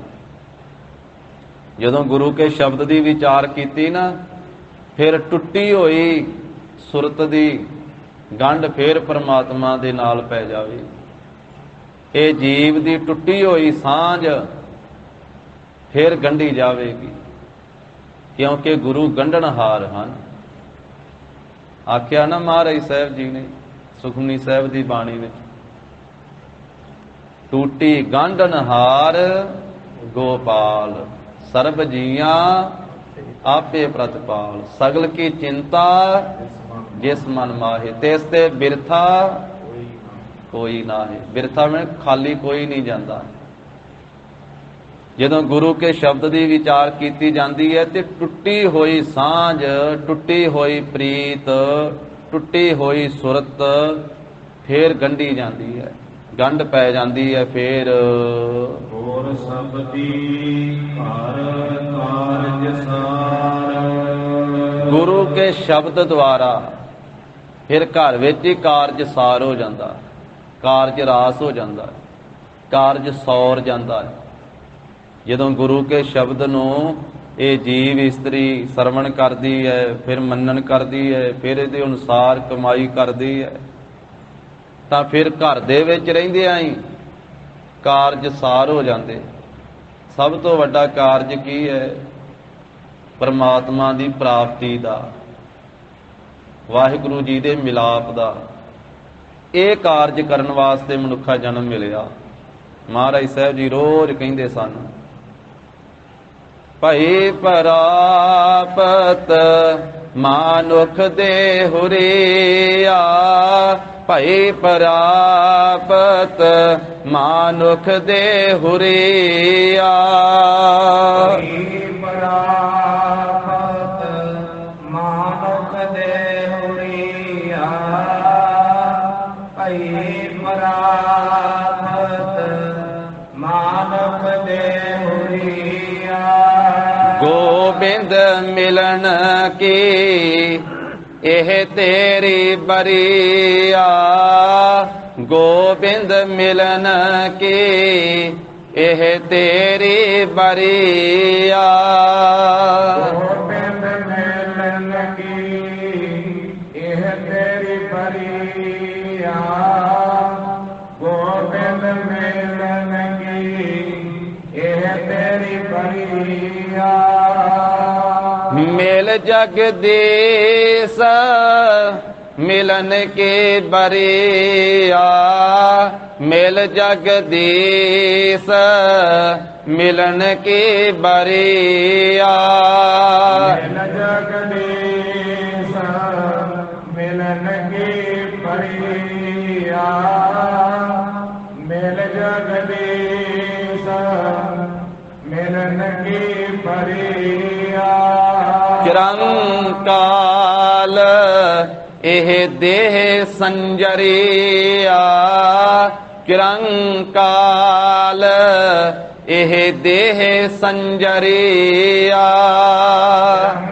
ਕਾਲ ਇਹ ਦੇਹ ਸੰਜਰੀਆ, ਚਿਰੰਕਾਲ ਇਹ ਦੇਹ ਸੰਜਰੀਆ।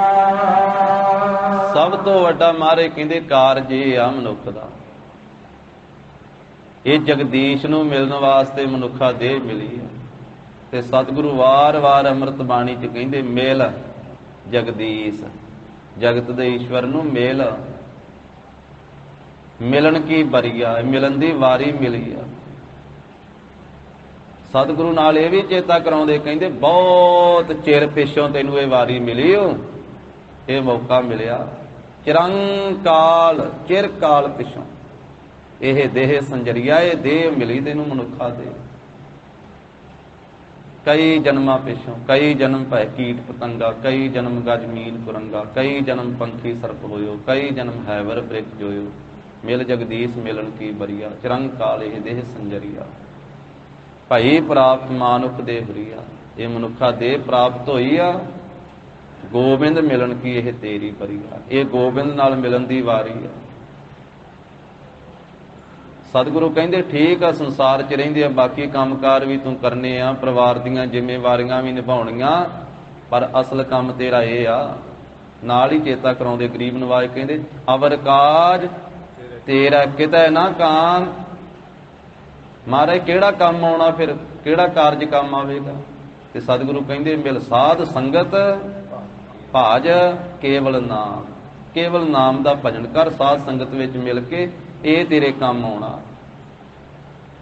ਗੁਰ ਸ਼ਬਦੀ, ਜਦੋਂ ਗੁਰੂ ਕੇ ਸ਼ਬਦ ਦੇ ਨਾਲ ਜੁੜਿਆ ਨਾ ਜੀਵ ਇਸਤਰੀ, ਘਰ ਕਾਰਜ ਸਾਰ, ਫਿਰ ਘਰ ਵਿੱਚ ਰਹਿੰਦੇ ਕਾਰਜ ਸੌਰ ਗਿਆ। ਘਰੋਂ ਬਾਹਰ ਜਾਣ ਦੀ ਲੋੜ ਨਹੀਂ ਪਈ, ਜੰਗਲਾਂ 'ਚ ਜਾਣ ਦੀ ਲੋੜ ਨਹੀਂ ਪਈ, ਪਹਾੜਾਂ 'ਚ ਜਾਣ ਦੀ ਲੋੜ ਨਹੀਂ ਪਈ। ਘਰ ਸੁਖ ਵਸਿਆ, ਬਾਹਰ ਸੁਖ ਪਾਇਆ। ਪਰ ਕਦੋਂ? ਕਹੋ ਨਾਨਕ ਗੁਰ ਮੰਤਰ ਦ੍ਰਿੜਾਇਆ। ਜਦੋਂ ਗੁਰੂ ਸਾਹਿਬ ਨੇ ਆਪਣਾ ਮੰਤਰ ਦ੍ਰਿੜ ਕਰਾ ਦਿੱਤਾ, ਜਦੋਂ ਗੁਰੂ ਕੇ ਮੰਤਰ ਨੂੰ, ਮੂਲ ਮੰਤਰ ਨੂੰ, ਗੁਰ ਮੰਤਰ ਨੂੰ ਅਰਾਧਿਆ, ਤੇ ਫਿਰ ਘਰ ਵਿੱਚ ਹੀ ਸੁਖ ਪ੍ਰਾਪਤ ਹੋ ਗਿਆ।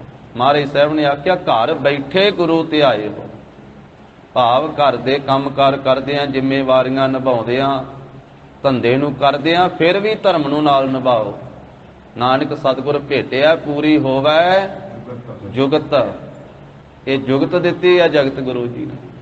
ਹਸੰਦਿਆਂ ਖੇਲੰਦਿਆਂ, ਬਹਿ ਨੰਦਿਆਂ, ਖਾ ਬੰਦਿਆਂ, ਵਿੱਚੇ ਹੋਵੇ ਮੁਕਤ। ਜੋਗ ਨਾ ਭਗਵੀ ਕੱਪੜੀ, ਜੋਗ ਨਾ ਮੈਲੇ ਵੇਸ। ਨਾਨਕ ਘਰ ਬੈਠਿਆਂ ਜੋਗ ਪਾਈਐ। ਮਹਾਰਾਜ ਕਹਿੰਦੇ ਗ੍ਰਸਥ ਵਿੱਚ ਰਹਿ ਕੇ ਤੂੰ ਜੋਗੀ ਬਣ ਸਕਦਾ, ਜੁੜ ਸਕਦਾ, ਪਰ ਕਿਵੇਂ? ਸਤਿਗੁਰ ਕੈ ਉਪਦੇਸ਼। ਉਪਦੇਸ਼ ਤੋਂ ਬਿਨਾ ਨਹੀਂ। ਇਹ ਨਹੀਂ ਵੀ ਉਂਝ। ਸਤਿਗੁਰੂ ਦਾ ਉਪਦੇਸ਼ ਤੈਨੂੰ ਮੰਨਣਾ ਪੈਣਾ। ਗੁਰੂ ਕੇ ਉਪਦੇਸ਼, ਗੁਰੂ ਕੇ ਸ਼ਬਦ ਨਾਲ ਜੁੜ ਕੇ। ਜਿੱਥੇ ਪ੍ਰਤੱਖ ਘਰ ਦੀ ਗੱਲ, ਉੱਥੇ ਹਿਰਦੇ ਨੂੰ ਵੀ ਘਰ ਆਖਿਆ। ਗੁਰ ਸ਼ਬਦੀ ਘਰ ਕਾਰਜ ਸਾਰ। ਹਿਰਦੇ ਰੂਪੀ ਘਰ ਵਿੱਚ ਹੀ ਕਾਰਜ ਸੌਰ ਗਿਆ। ਵਾਹਿਗੁਰੂ ਪਰਮੇਸ਼ਰ ਦੇ ਨਾਲ ਸਾਂਝ ਬਣ ਗਈ।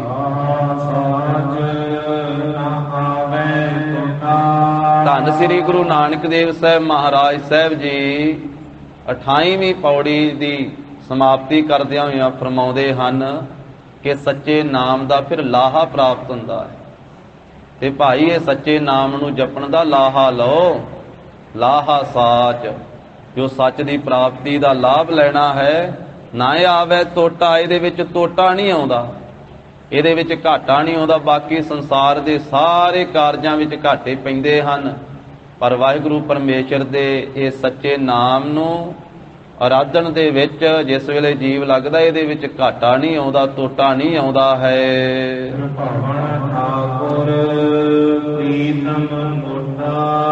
ਫਿਰ ਪ੍ਰੀਤਮ ਪਿਆਰਾ, ਉਹਦੇ ਨਾਲ ਪਿਆਰ ਬਣ ਜਾਂਦਾ ਹੈ। ਜੋ ਪ੍ਰੀਤਮ ਹੈ ਉਸ ਪ੍ਰਭੂ ਨਾਲ ਪ੍ਰੀਤ ਜੁੜ ਜਾਂਦੀ ਹੈ, ਜੋ ਤ੍ਰਿਭਾਵਨ ਠਾਕੁਰ, ਤਿੰਨਾਂ ਭਵਨਾਂ ਦਾ ਜੋ ਸੁਆਮੀ ਹੈ, ਮਾਲਕ ਹੈ। ਮਾਤ ਲੋਕ, ਪਤਾਲ ਲੋਕ, ਆਕਾਸ਼ ਲੋਕ, ਭਾਵ ਸਾਰੀ ਸ੍ਰਿਸ਼ਟੀ ਦਾ ਜੋ ਠਾਕੁਰ ਹੈ, ਰਚਨਾ ਪਾਲਣਾ ਲੈਤਾ ਕਰਨ ਵਾਲਾ ਹੈ, ਪ੍ਰੀਤਮ ਹੈ, ਪ੍ਰੀਤ ਕਰਨ ਵਾਲਾ ਹੈ, ਮੋਟਾ, ਸਭ ਤੋਂ ਵੱਡਾ। ਸੰਸਾਰ ਦੇ ਵਿੱਚ ਇੱਕ ਗੱਲ ਕਹੀ ਜਾਂਦੀ, ਕਹਿੰਦੇ ਆਹ ਬੜੀ ਮੋਟੀ ਸਾਮੀ ਹੈ, ਇਹ ਬੜਾ ਮੋਟਾ ਘਰ ਹੈ। ਪਰ ਇੱਥੇ ਮਹਾਰਾਜ ਸਾਹਿਬ ਜੀ ਨੇ ਮੋਟਾ ਆਖਿਆ, ਪ੍ਰੀਤਮ ਮੋਟਾ। ਮੋਟੇ ਤੋਂ ਭਾਵ ਵੱਡਾ। ਤੇ ਸਭ ਤੋਂ ਜਿਹੜੇ ਵੱਡਾ ਹੈ ਨਾ, ਉਹ ਮਾਲਕ ਪਰਮੇਸ਼ਰ ਹੀ ਆ। ਉਹਦੇ ਜਿੱਡਾ ਵਰਗਾ ਮੋਟਾ ਹੋਰ ਕੋਈ ਨਹੀਂ ਹੈ, ਵੱਡਾ ਹੋਰ ਕੋਈ ਨਹੀਂ ਹੈ, ਉਹ ਸਭ ਤੇ ਵੱਡਾ ਹੈ। ਫਿਰ ਉਹ ਪਿਆਰਾ ਮਿੱਤਰ ਬਣ ਜਾਂਦਾ। ਕਦੋਂ ਬਣ ਜਾਂਦਾ? ਜਦੋਂ ਗੁਰੂ ਕੇ ਸ਼ਬਦ ਨਾਲ ਜੁੜ ਜਾਈਏ, ਫਿਰ ਪਰਮਾਤਮਾ ਪਰਮੇਸ਼ਰ ਦੇ ਨਾਲ ਗੂੜੀ ਸਾਂਝ ਪੈ ਜਾਂਦੀ ਹੈ। ਤੇ ਉਹ ਤਿੰਨਾਂ ਭਵਨਾਂ ਦਾ ਮਾਲਕ ਹੈ, ਤਿੰਨਾਂ ਲੋਕਾਂ ਦਾ ਮਾਲਕ ਹੈ। ਤੇ ਸਭ ਤੋਂ ਵੱਡਾ ਮੋਟਾ ਘਰ ਉਹਦਾ ਹੀ ਹੈ। ਵੱਡਾ ਤੇਰਾ ਦਰਬਾਰ, ਸੱਚਾ ਤੁਧ ਤਖਤ, ਸਿਰ ਸਾਹਾਂ ਪਾਤਸ਼ਾਹੋ, ਨਿਹਚਲ ਚੌਰ ਛਤ। ਉਹ ਪ੍ਰੀਤਮ ਮੋਟਾ ਹੈ, ਸਭ ਤੋਂ ਵੱਡਾ ਹੈ। ਉਹ ਫਿਰ ਪਿਆਰਾ ਪ੍ਰੀਤਮ ਪ੍ਰਾਪਤ ਹੋ ਜਾਂਦਾ ਹੈ। ਤੋ ਗਰੀਬ ਨਵਾਜ ਸਾਹਿਬ ਜੀ ਕਹਿੰਦੇ, ਭਾਈ ਸਾਡੀ ਟੁੱਟੀ ਹੋਈ ਪ੍ਰੀਤ, ਸਾਡੀ ਟੁੱਟੀ ਹੋਈ ਸੁਰਤ, ਸਾਡੀ ਟੁੱਟੀ ਹੋਈ ਸਾਂਝ ਗੁਰੂ ਕੇ ਸ਼ਬਦ ਦੁਆਰਾ ਹੀ ਪਰਮੇਸ਼ਰ ਨਾਲ ਜੁੜ ਸਕਦੀ ਹੈ। ਇਸ ਕਰਕੇ ਗੁਰੂ ਕੇ ਸ਼ਬਦ ਦੀ ਆਰਾਧਨਾ ਕਰੀਏ। ਤੋ ਗਰੀਬ ਨਵਾਜ ਸਾਹਿਬ ਜੀ ਨੇ ਪਾਵਨ ਉਪਦੇਸ਼ ਬਖਸ਼ਿਆ। ਗੁਰੂ ਕੀ ਅਗਾਧ ਬੋਧ ਬਾਣੀ ਕੀ ਵਿਚਾਰ ਸਾਂਝੀ ਕਰਦਿਆਂ ਹੋਈਆਂ ਭੁੱਲਾਂ ਚੁੱਕਾਂ ਦੀ ਸਤਿਗੁਰੂ ਜੀ ਗੁਰ ਸੰਗਤ ਜੀ ਖਿਮਾ ਦੇਣੀ। ਦੇਹੋ ਸੱਜਣ ਆਸੀਸੜੀਆਂ, ਜਿਉ ਹੋਵੈ ਸਾਹਿਬ ਸਿਉ ਮੇਲ। ਤੋ ਗਰੀਬ ਨਵਾਜ ਸਾਹਿਬ ਜੀ ਨੇ ਕਿਰਪਾ ਕੀਤੀ ਹੈ। ਤੋ ਅੰਮ੍ਰਿਤ ਬਾਣੀ ਦੀ ਵਿਚਾਰ ਸਾਂਝੀ ਕਰਨ ਦਾ ਸੁਭਾਗ ਪ੍ਰਾਪਤ ਹੋਇਆ। ਆਪ ਸਾਰੀਆਂ ਸੰਗਤਾਂ ਦਾ ਬਹੁਤ ਬਹੁਤ ਧੰਨਵਾਦ। ਭਾਈ ਸਾਹਿਬ ਭਾਈ ਅਵਤਾਰ ਸਿੰਘ ਜੀ ਦਾ, ਜਿਨ੍ਹਾਂ ਨੇ ਅੰਮ੍ਰਿਤ ਬਾਣੀ ਦਾ ਪਾਠ ਬੜੇ ਸੋਹਣੇ ਢੰਗ ਤਰੀਕੇ ਨਾਲ ਕਰਦੇ ਹਨ। ਇਹਨਾਂ ਦਾ ਵੀ ਧੰਨਵਾਦ ਹੈ। ਅਖੀਰਲੀਆਂ ਪੰਕਤੀਆਂ ਦਾ ਜਾਪ ਕਰੀਏ ਜੀ। ਲਾਹਾ ਸਾਚ ਨਾ ਆਵੇ ਕੋਟਾ, ਤੇਰੇ ਭਵਨ ਠਾਕੁਰ ਪ੍ਰੀਤਮ ਮੋਟਾ। ਵਾਹਿਗੁਰੂ ਜੀ ਕਾ ਖਾਲਸਾ, ਵਾਹਿਗੁਰੂ ਜੀ ਕੀ ਫਤਿਹ।